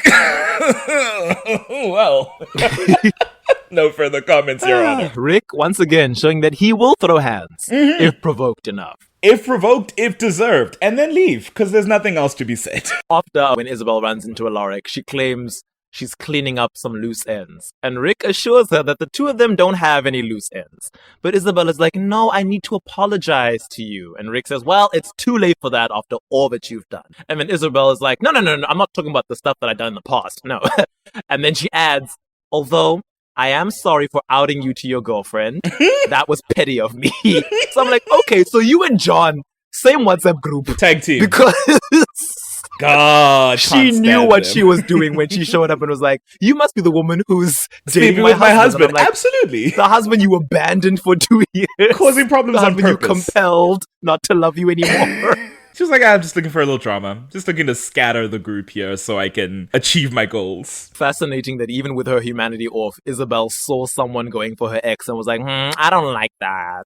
None of that. That's my territory. Alaric makes it clear that he doesn't care about her trying to make amends, and he's not at all interested in speaking to her. So Isabel tells him, yeah, that's because I compelled you to let me go. Don't get cocky with me, mister. And this gives Rick pause, and she tells him that, no, I was apologizing for what I'm about to do now. Yeah. But before I do it, I have to tell you that I really did love you very much. And then she says, he's all yours, and Maddox the witch kidnaps him. Maddox the White Witch, always waiting off screen to do something dastardly. The White Witch. The straight White Witch. Well, we don't know if he's straight. I got Yeah. some vibes. I also got some vibes. You know? No, I see what you're putting down. I absolutely got some vibes. Also, it's like, why are you following Klaus around? What's that Yo, about? following Klaus Curious. around. There's Greta there, their little cheerleader. Uh-huh. She's like, I love to see too. I can't say that on this podcast. Not to take it to a place of Just say sense Greta's age. all about it. Exactly. Isabel, under compulsion, sells Catherine out, luring her into a trap, and Catherine is kidnapped by Maddox and taken to Alaric's apartment. This is the first time we see Alaric's apartment. I was stunned. Yes. I was like, wait, what? We're almost at the end of season 2, and we've never seen where you live? And now we're like, yeah, he lives somewhere. Did you forget? He doesn't just occupy his car and his classroom the way you've been led to believe. He has a home. And it's about what you'd expect for a man in his like late 20s, early 30s who has a very moderate drinking problem and is like a high school teacher, you know? It's kind of what you'd think. Freshly Yeah. divorced. Teacher's salary. I mean, Yeah. I don't know what the real estate is like in Mystic Falls, but yeah, Maddox casts a spell to place Klaus's consciousness into Alaric's body, and as he rises from the chair and greets Catherine in her native Bulgarian, just as he did when they first met in the 1400s, Catherine realizes Alaric is being possessed by Klaus. For the whole of the next episode, he's just possessed, so It's just Klaus. nothing is really Rick. I will say that Rick is acting so creepy that just after a few minutes in people's vicinity, they're like, this can't really be Rick. And Klaus is like, wow, I like to have it Oh, come on now. up. But this episode does have one of my pins from earlier. This is the episode where Elena, back in school, for a rare classroom scene, calls him Rick and then corrects herself for the overly familiar way she's referring to him in front of the class, and is like, oh, I meant Mr. Saltzman. Mr. And I'm like, Saltzman. no. When he showed up on the first day, he said, you can all call me You Rick. can call me Rick. He offered that to the students voluntarily. It's not that weird. Oh god, but it is like no student is like out there calling a teacher Rick, so they're looking at Elena like, now what's that about? What's going on over there? By the end of the episode, the whole Mystic Falls gang knows that Alaric is possessed. Or at least everyone at the core of the gang. Tyler is out of town, and Matt doesn't count at this point. You know. In episode 19, Jenna comes back to town, and everyone's like, oh, Bless. we were actually quite glad you were gone because shit is really hitting the fan now. Stefan tries to get to her to explain to her everything that's going on and all the danger she's in, but Klaus Laric gets there first and continues to be super creepy. Jenna is just pissed because I guess from her point of view, it's like, yeah, my ex-boyfriend who lied to me is in and got my caught in a lie house. is now in my house making jokes and telling fairy tales about vampires and acting very smart. Acting weird as hell. It's like, where do you get off, guy? Like, But eventually, Stefan attacks him and frightens Jenna away with his vampire face. And later on at the Salvatore house, Elena finally tells Jenna the truth about vampires. And at the end of the episode, Greta and Maddox return Klaus to his body, freeing Rick from the possession. well, they just dump on the street, I guess. No. In the next episode, Rick is sent by them to the Salvatore house to deliver a message. At first, we see Jenna like pointing a crossbow at him, and she's like, "No, get away! Get away! You're I probably know still who you are and what you did. And he's like, no, He's like, no. I can prove it's me. The first night that we hooked up, Jeremy walked in as we were about to, and she cuts him off. He's like, okay, it's him. Which? What? CW? It's an 8/7 Central show. My goodness. Think of the children. I mean, we don't know what he was about to do. We'll have to ask I know Jeremy. what he was about to say. All right. Good man, Rick. Mm-hmm. Isabel was a fool to let you go. And she knows it. But Rick tells them he's been sent to deliver a message on Klaus's behalf. The sacrifice happens tonight. Later on, Jenna and Alaric speak, And he explains that, I tried to protect you from all of this, but I should have known that you could handle it, because this is after she's done a good job of, tending to Stefan's wounds when Damon is acting a fool again. And the fact that when he walked in, she picked up a crossbow, which he probably was just hot eyes at that point. He's like, that's the girl for me. It's like, on the one hand, we've got wife who wanted to become a vampire, the worst thing you could be. On the other hand, girlfriend who's ready to slay a vampire. She said, watch your face, because I'm shooting. The two kiss and make up at last. And later on, Alaric goes with Damon to his apartment so that he can invite him in, because Damon needs to talk to Catherine. At the end of the episode, Jenna is snatched by Klaus. So yeah, that bliss didn't last very long. God, it's so sad. It really is. It's hard to quantify how sad the end of this relationship is. Truly tragic. In the penultimate episode of season 2, Alaric comes to tell Jeremy that Jenna has been taken and turned into a vampire for the sacrifice. Later on, Alaric tells Damon that Stefan had gone to trade himself for Jenna, and he notices that Damon is a little off-kilter. Unbeknownst to him, that's because of the werewolf bite. Ultimately, he's not able to help because Bonnie magically sedates Jeremy and then seals Rick inside the house with him, being like, no, we can't afford to have any, civilians in harm's way. We're gonna go save Jenna. We can't lose any more people. Yeah, let the magicals go ahead. Let the magicals? There's no normies allowed, and Rick is banging on the magical barrier, being like, Bonnie! Ultimately, Jenna is killed, which is tragic. And as John goes off to die for Elena, he tells Jeremy and Alaric to take care of each other, which is the one nice thing you ever said to honestly, Alaric. That John's last day, they call that episode, no, that's not the episode. There's an episode towards the end they call The Last Day, and frankly, John's The Last Day is wow, you really tied up all those loose ends, did you? Wish you never caused all the trauma to begin with, at least. Think of all the time Jenna and Alaric would have had to be happy together before her death if it weren't for you. You stole from them, you bastard! The weeks they could have had together in blissful love, and now she's dead. I will never forgive you. Rick is devastated by her death. Yeah. This is the second love interest that he has lost. It won't be the last one. And both him and Jeremy in this moment, right? They have such similar paths, similar trajectories in terms of their love lives of these women just keep dying. Yeah. Both sets of women became vampires first and then died. Yeah. God. And then the third one they date is a witch. Wait, hold on. Well, no, he's got Meredith in between. Meredith, yeah. Yeah, that's true.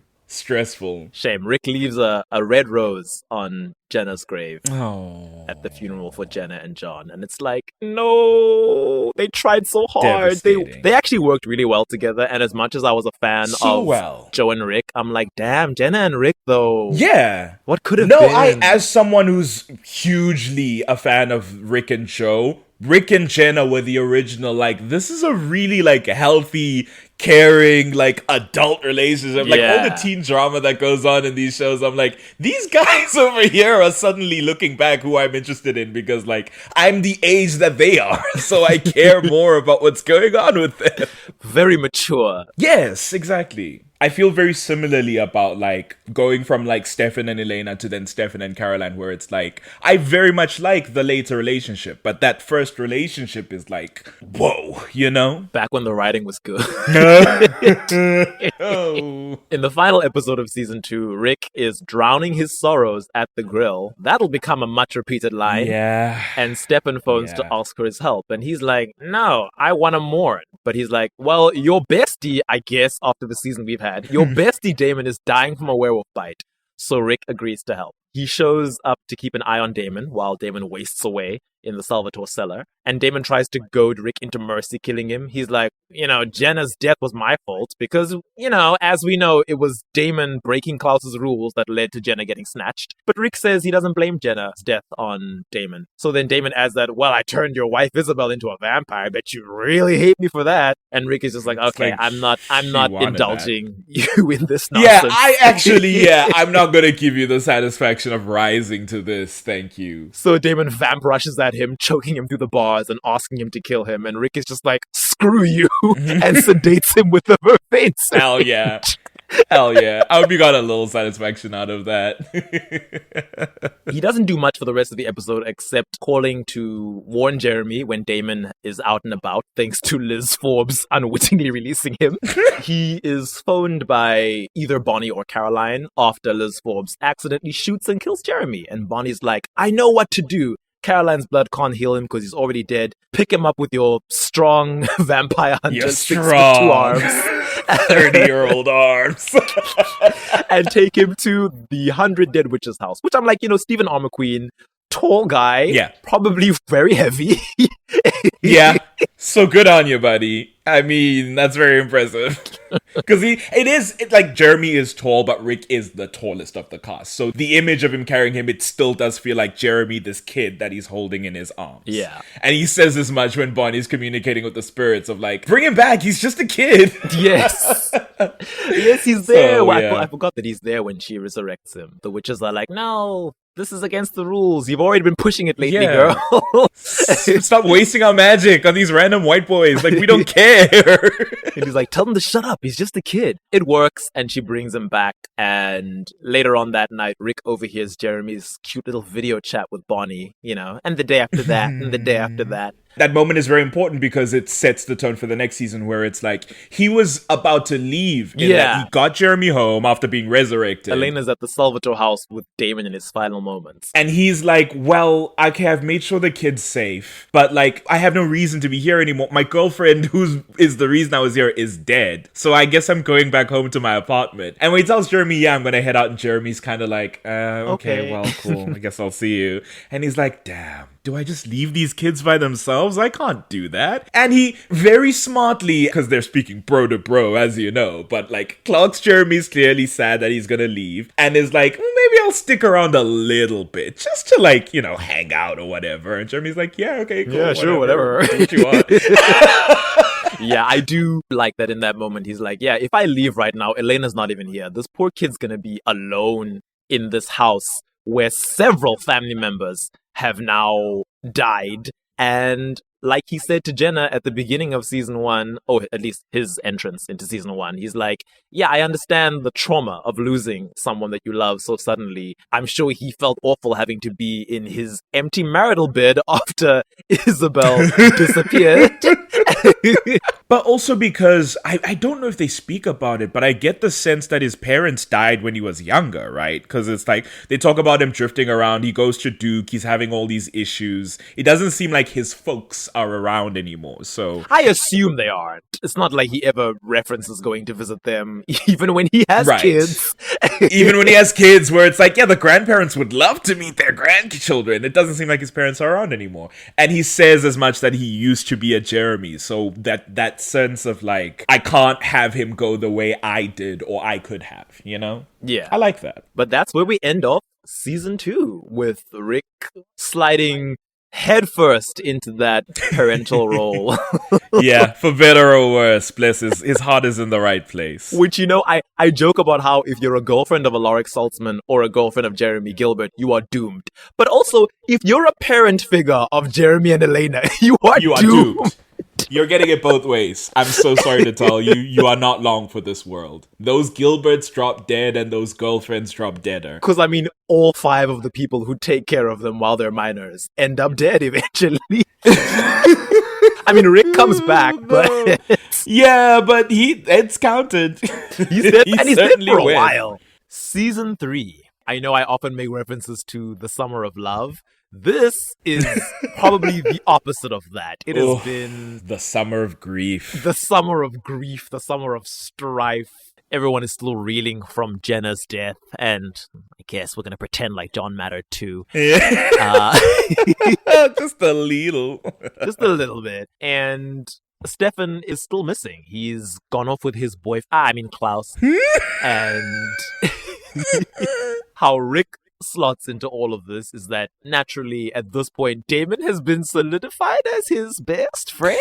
Pretty much. Pretty much. That's certainly how this season will treat them going forward when certain things happen. Mm-hmm. But he's obviously, affected by Damon trying to find his brother, but pretending that he's not. And also by Elena very much being open about trying to find her long-lost boyfriend. He has been sleeping on the Gilbert couch. Elena says for half the summer. I'm assuming since summer is pretty close to the end, she's just being figurative. I think she means on and off. Oh, like going home and then coming back. Yeah, I don't think she means like for one section of the summer and then you disappear. That makes more sense. I think she means. I don't think he's been there the whole summer. I think he'll just come in every so often, hang out with them, make sure they're good. Yeah. So yeah, he's been crashing at the Gilbert house. He has been sleeping on the couch when he does, and Elena is like, you could take up one of the rooms in this decently sized house. You don't have to sleep on the couch. You're an older gentleman. I worry for your back. You're incredibly tall and probably don't even fit on the couch you're sleeping on. So, but Alaric understandably is like, no, I don't want to sleep. My options are either your dead parents' bedroom or my dead girlfriend Jenna's bedroom. Imagine. Which made me wonder, where was John sleeping when he was at this house? Or did he just walk in but never spend the night? Yeah, he's never actually staying there. He just kind of just shows up and then hangs around. He's like an old mold that you can't get rid of. Not like a resident of the household. Unless, assumedly... No, it's not even like a family home for the Gilberts, right? I assume they moved there. Because he might just have his own room. I mean, would Alaric mind sleeping in dead John's room? I don't know. He doesn't mention it for sure, so... Maybe he didn't mind sleeping in his brother's room that he shared with his wife. Maybe John's a weirdo. I don't know. That's insane. I love it. But in this episode, Alaric, though present for the season premiere, again doesn't do a whole lot. Damon enlists his help in going to find some little farmhouse in Tennessee that he believes Klaus and Stefan have recently been at. This is where Klaus and Stefan find Ray Sutton, the werewolf who becomes one of Klaus's little batch of failed hybrids. Before they go inside, they have a brief discussion where Damon is like, you're still sleeping on the couch? And Alaric is like, yeah, I am. I don't know why, though, because I'm kind of useless to Elena and Jeremy. Why would they want me around? Like, I'm not helping. I can't parent. And I'm like, Alaric, don't sell Maybe yourself they just short. like you. Maybe you're a good presence to have around. God. Don't talk about my friend like that. Come on, Rick. But they go into the house and find the remains of Stefan's Ripper binge, decapitated bodies that he's put back together. And Damon explains, I think this might be the first time that he says, oh, a Ripper feeds until they tear a body apart. And then Stefan specifically puts it back together because he feels bad. At the very end, he decides to move out of the house. I'm not I was assuming that something during the course of the episode had inspired this choice, but I'm like, oh, it just seems to be a conclusion he reaches based on misgivings he already had. Yeah, it seems like it's a feeling he's had the whole time. And then also, I guess, just the events of the episode of what him and Damon are getting up to. And then he comes back and it's like, and then I have to take care of these teens? Who am I? All I do is drink and lock myself away in depression. All I do is hunt vampires. It's like, I can't be taking care of these kids. It's not responsible. Which is sad. I understand his grief because he's still grieving Jenna, and like it's hard to now, much like Jenna herself must have had to do, it's hard to now be a parent while also grieving your own losses. Elena is quite sad. She's like, where are you going? And he's like, Elena, I'm moving out. Like, you're 18 now. You can do all of this on your own and better than me, which we've discussed in the Elena episode. Yeah. We've been like, huh? That's I don't know if that's true. At the very least, because he's like, what could I possibly do to help them? It's like, sometimes you just need someone nearby. Even if you're able to do some things by yourself, just knowing that there's like someone even slightly more, I don't even want to say competent, because that's the whole thing he's arguing, is that he's not competent. Like, Rick's lived, right? Yeah. Rick knows how to take care of a home. Rick knows how to do taxes. Like, he's an adult, he can do things that perhaps the teens can't. And even if he's not actively doing anything, it's just nice to know he is present. Yeah. And is somebody who will be in their corner. Sometimes it's nice to just not be in an empty home, But, like, that's not what he's thinking about, so, yeah. It's tough. I guess in their universe, COVID-19 hasn't happened yet, so Rick's not thinking about Truly. how, no one wants to just be Home Alone. They on your haven't own. learned 2020. Even me, who loves being home alone. By like month 7, I was like, I'm starting to climb the walls. It's not looking good. Time to hang out with my landlady's cats, I guess. Oh yeah, you were in your old place when that was happening. I had just moved, yeah, and I was in my first place here, and it was me. I had been at work for a month and a half when COVID hit, and I didn't know anyone here. Oh no! It was crazy. So when did you end up getting your roommate that you had in your last place? You lived in That 3 was places? exactly a year later. It was in February of 2021 that I moved. Oh, okay. And then that was for a year and a half, and then in May, or I guess a year and a quarter, because then in, not May, June of 2022 is when I got this place that I'm in now. And I've been here for 2 years. 3 years? 2 years. 3 years? Hold on. 2 years. I was like, what's happening? I don't know. There's a glitch in the Matrix. A little bit. I was like, The code reality is going to corrupted. pixelate around me and just...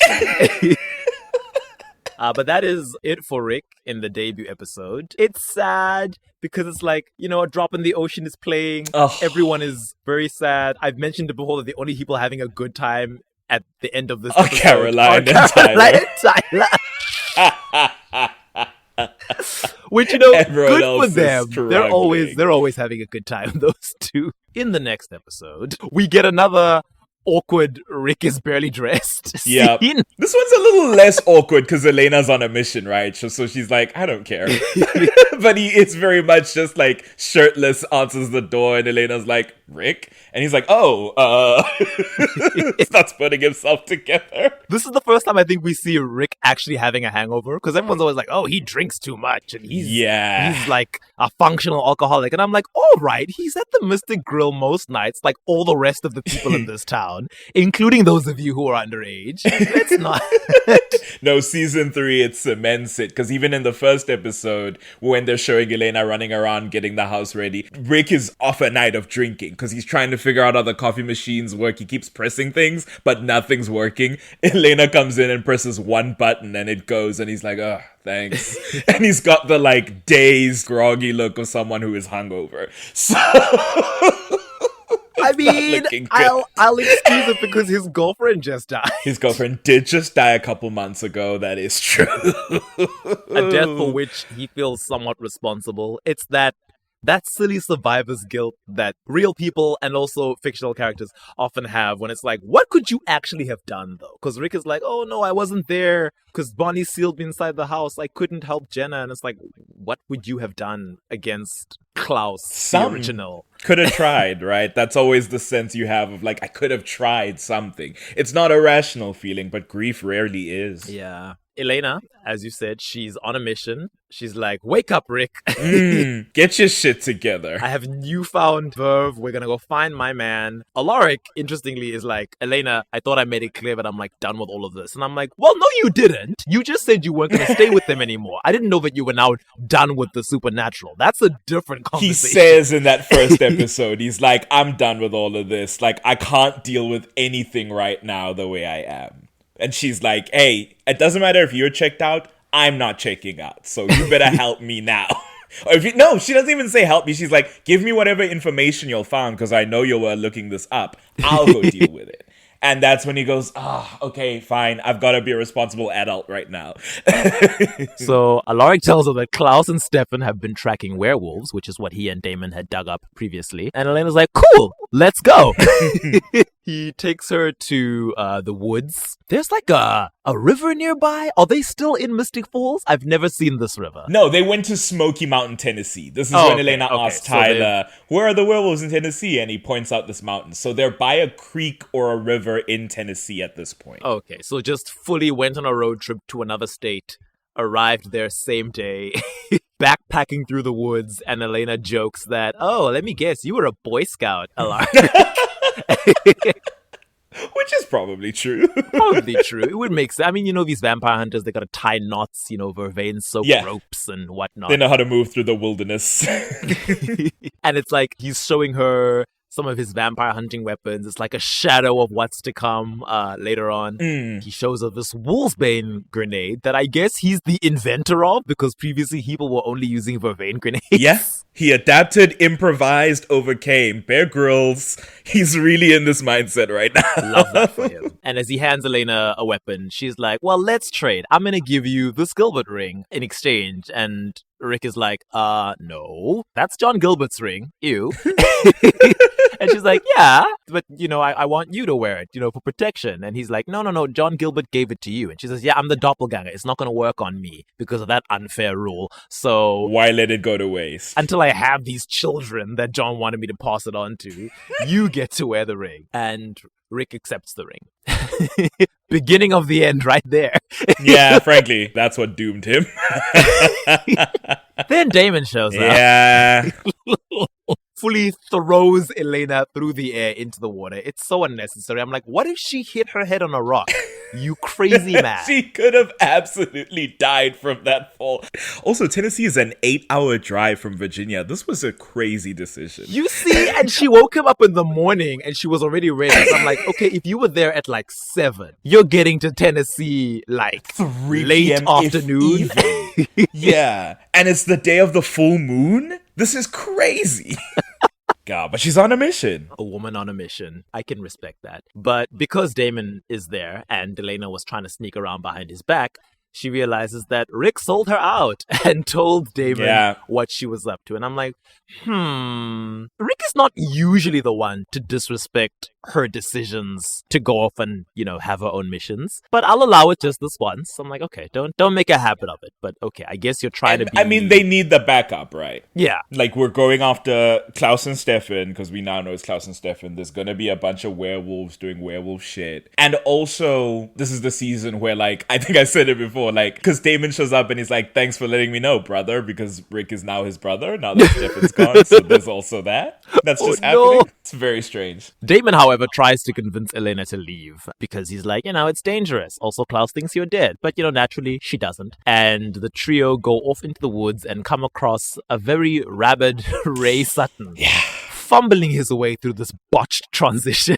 He hybrid rushes Damon, I guess, would be the hybrid equivalent of a vamp rush. The Vervain darts don't do much to him, I guess because his werewolf nature is protecting him from Vervain. Later on, we'll see that Vervain does affect very much works hybrids to an extent. So I don't know what that was about. I guess it's because he's a botched hybrid. Maybe it's like his werewolf side is far stronger. So it's like maybe it's a muted effect of Vervain. I don't know, though. Like, there's Perhaps. A Wolfsbane grenade does take him down somewhat. And that's how they realize that, this is a hybrid. Mm-hmm. So they tie him to a tree, which Alaric is wary. He's like, these bindings are not going to hold a werewolf. Like, if he starts to turn into a lupine, we're done for. It's over for all of us. So let's get this over quick, please. Elena's about to ask Ray some questions, but he starts like bleeding from the eyes and getting real twitchy. And they're like, the apex of the full moon isn't yet. He shouldn't be turning. So then they have to escape as he starts to break free. Because for whatever reason, the hybrid transformation has messed him up in some way that now he's turning early. Elena and Rick head off while Damon leads Ray away, trying to like lose him with his vampire speed. So the next time we see Rick and Elena, they're at his truck, like getting into the car, just waiting for Damon, who might be dead. Wow. Once again, not a whole lot going on for Rick in this episode. He's kind of just there to be a chauffeur. Which, him and Elena have a conversation again in that about her telling him, you're not a lost cause. You're just lost. It is sweet. And the same can be said of all of us. And he's like, all right then, I'll keep the ring. I'll stick around. He also says, when Elena's like, Damon's out there and Stefan's probably out there. And he's like, let the rabid zombie werewolf vampire hybrids be dealt with by vampires. I'm going to keep the humans safe. And I'm like, look at you, human priority. Consistent. I see you, ghost of Miss Gibbons, still fluttering around in the background. That was a core memory for him. It changed the trajectory of his life. He was like, these people, it doesn't matter how nice they are. At the end of the day, like, I'm the one who's got to look up for the people. And yeah, that's an interesting framing for this season. And indeed, he keeps the ring, which I'm like, it's funny how he says that like it's a defiant thing. And I'm like, yeah, she wanted you to keep the ring. Like, she don't try offered to you the ring now. multiple times. It's like, I'm keeping the ring. It's like, good. I prefer you to. Other than that, he notices Damon and Elena's vibe and is like, what's going on here? And asks Elena, do you know what you're doing there? And Elena's like, nope, I don't. Which... It's like, all right, well, then I guess I need to step in a little bit. Disturbing behavior. This is an important episode because it is the third time that he dies. Yeah. I honestly thought we would have been further along by now, but I was like, oh, really? Only number 3? Interesting. Yeah. This is the one where he gets in Damon's way. Yeah. But by that point, Damon says it's the second time he's gotten in his way that night. So yeah. In this episode, very early on, they're at the Gilbert house and Elena's making chili for this party and Damon's there being all coy and cute. And Alaric's watching them like, now what's happening here? So when they're in town on some sort of mission for the episode, Rick talks to Damon and is like, I think you need to take a beat with Elena. She's been through a lot. She's lost a lot of people recently. Her actual boyfriend is like out and about, like doing weird stuff. Like, I think she's got enough going on without you moving in on her. And Damon's like, who do you think you are, Rick? Why are you telling me things? Like, I listen to you. How dare you have opinions? How dare you have opinions about your daughter figure? Like, and that's what it is that like, this is the early showings of like Rick taking on a more parental role for these kids, but especially Elena. And then at the party, because Bill Forbes has shown up to town and Damon had tried to compel him because Sheriff Forbes had gotten him to do it because there was that whole thing with Caroline and Bill Forbes tortured her to try and make her not be a vampire. We'll get into that another day. But it didn't take because Bill Forbes, friend of the pod, strong mental convictions, trained himself not to be compelled. So he's like, I'm gonna go kill Bill Forbes. And Rick gets in his way and is like, no, dude, we're not doing that. And that's when Damon says, you're starting to piss me off, Rick. This is the second time you've gotten in my way today. And then he snaps Rick's neck. Killing him for the third time. Which I guess technically means some of the responsibility of the evil Alaric arc is on Damon's shoulders. Like you never take that on. Somehow that's Catherine's fault too. The next morning, Alaric wakes up and I'm like, it took you the whole night? Yeah. Ooh, the battery. Slowly but surely that time span. Yeah. He wakes up and Damon's like, yeah, I killed you. Like, it's not that deep. But Alaric is angry. And I like that he will continue to be angry for a while. Like, this is not something he quickly brushes aside. He's like, nah, you crossed the line.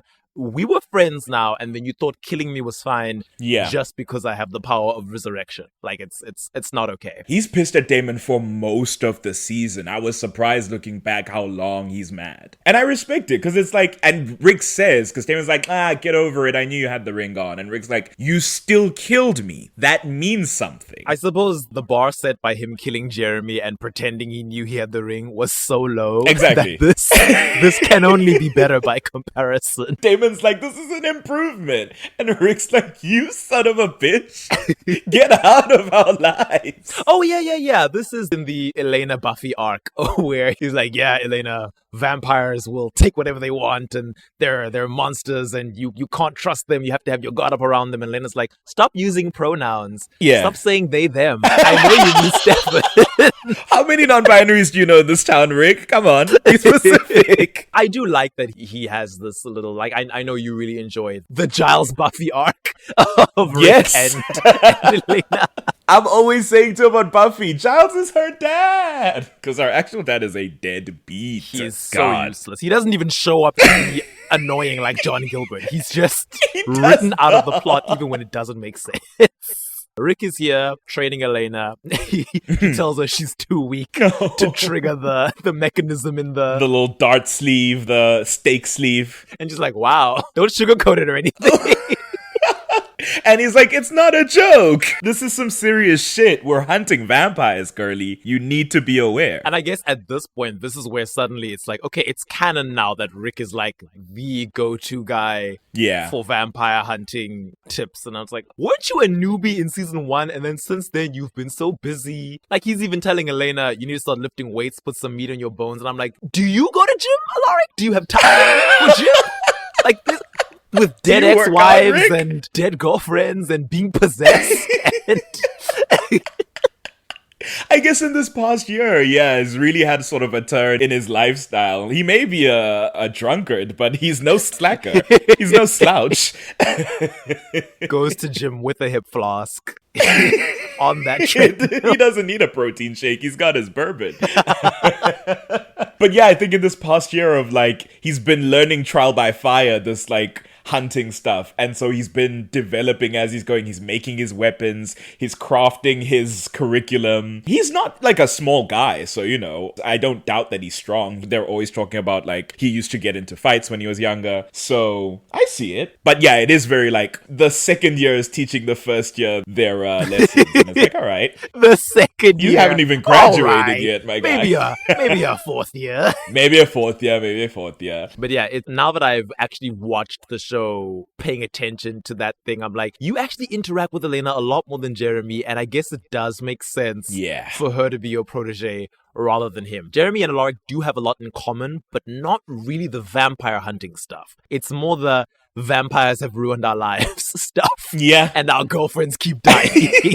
And in that, right, Jeremy does pick it up on his own independently. There'll be like disparate scenes where he has to pick up a crossbow or pick up a kitchen cleaver to decapitate a hybrid. But it's not because of Rick's tutelage or Rick's training. That's all going to Elena. Yeah. So... Oh, this is also the era that he, fresh off being killed by Damon, goes to the council and is like, y'all need to shape the hell up because there's vampires in this town. And I don't care if they're your friends or your loved ones. Someone needs to be looking out for the people in this town. So I'm getting on this shit. I don't care that I'm not a founding family. I don't care that I just moved here. I live here now. Oh, yeah. And I've got 2 kids over on Gilbert Lane. So I will be here at every meeting. Because Liz and Carol are like, you raised some good points, but also you're not from a founding family, nor did you marry into one officially. So we can't let you join. And he's like, I'm the guardian of the Gilbert kids. And they're like, no, it doesn't work like that.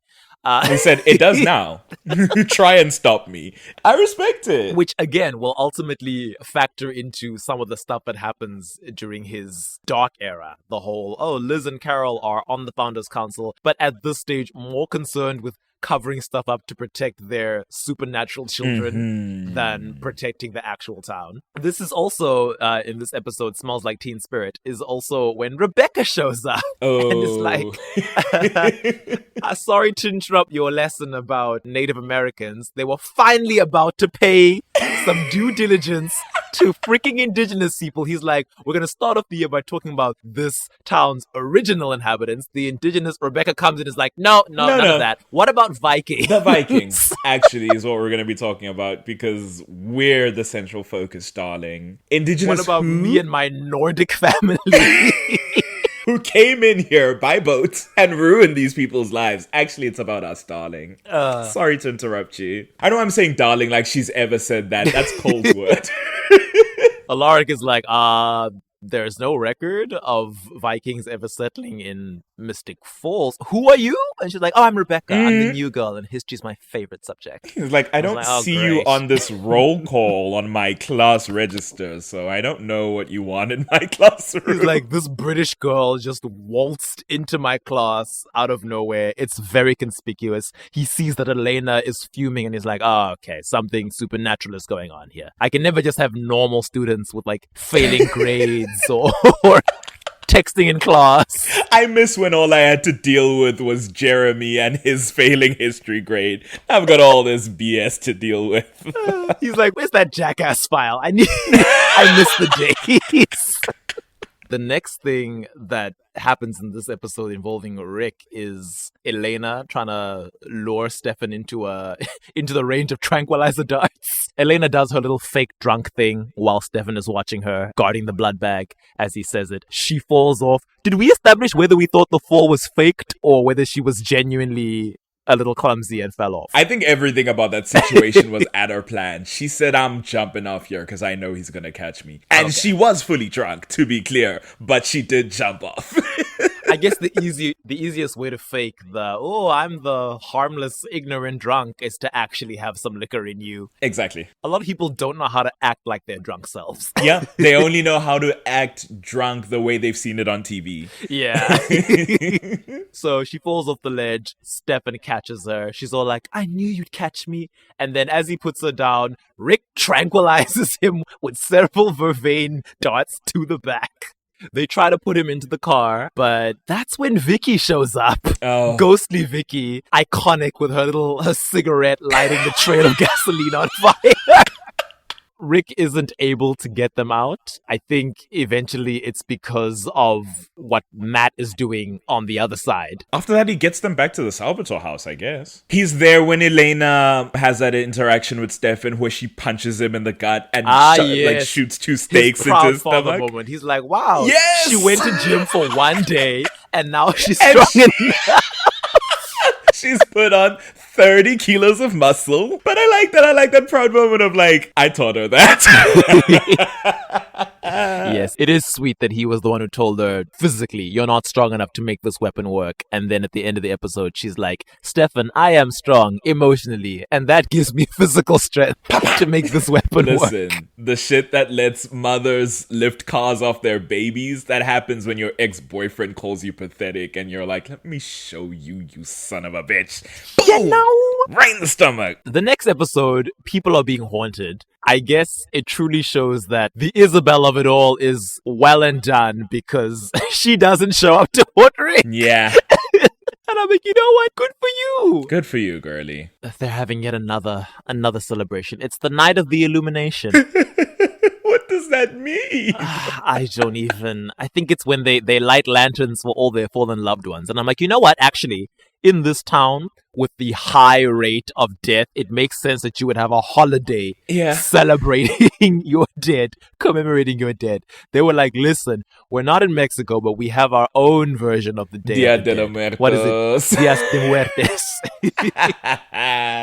I think this is when Mason comes back. Towards the end of the Mason stuff, that's when Rick gets roped in. Yes, because I think after the ghosts are sent away at the end of the episode and Mason evaporates, Damon realizes he can't enter that section of the underground caverns, and Mason is in there reading by himself. He's like, oh, look at all these markings. It looks as though I've discovered. Gets cut off as he's yanked back to the other side. I thought that was really funny. But I do like that Rick is around when Mason tells Damon, I will help you, but I want an apology first. And Damon's like, okay, I didn't have to kill you. I do a lot of things I don't have to do. And Rick is like, before he ekes out that half-assed apology, Rick is like, are you incapable of remorse? Just apologize. Just for 1 second in your life? Tell the man you're sorry you killed him. Quite brutally, I might add. But thankfully for Damon, that was enough of an apology, quote unquote, for Mason. So that is why he spends the day helping Damon look through the caves. When he disappears, Damon is like, well, looks like once again, I'm being stopped by one of those pesky vampire limitations. So time to rope in my trusty little helper, my human sidekick, Alaric. Alaric is initially like, no, I'm not going to help you. You killed me. You're a dick. I don't know if you forgot. And then Damon is like, all right, I didn't have to kill you. I do a lot of stuff I don't have to do. And Alaric is like, are you going to recycle that same half-assed apology you gave Mason Lockwood? And Damon is like, yeah, I'm recycling it, but with you, I mean it. I mean it. I didn't mean it with him, but with you, my friend. And I'm like, oh, Damon. If it was like an odd couple comedy, I'd be like, hee-hee-ha. But just because it's Damon, I'm like, he means on that. On the island. If we go on the island, it's hee-hee, these two. This is hilarious. Because I could maybe forgive Damon killing Alaric knowing that he had the ring on if it wasn't in the context of everything else Damon is. Where Yeah. I'm like, you don't value life, you don't respect your friends. It's not just that you were like, you're in my way, let me snap your neck because you'll come back. It's like, you're my plaything and I can do to you what I please. And when you get upset about it, I'll tell you that you're blowing it out of proportion and you need to move on. Oh boy. Half of that was a direct quote. Oh my gosh.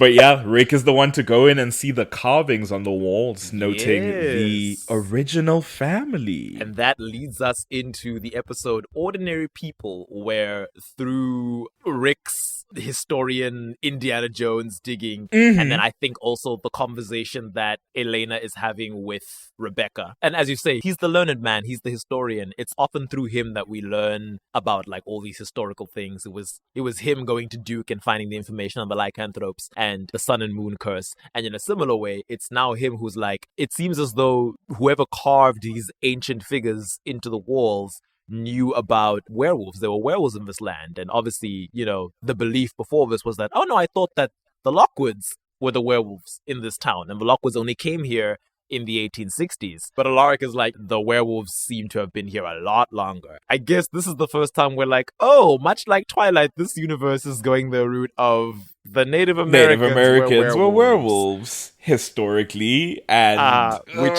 is handled better than Twilight in some ways and worse in other ways. yeah, it's never gonna be a good representation, is it? It rarely is. I'm like, I don't want to see another Native American werewolf unless it's own voice. Unless it's a Native American person writing the story. Yes. There should be a moratorium on that shit. But Alaric, who I guess is able to decipher, what is it, Futhark?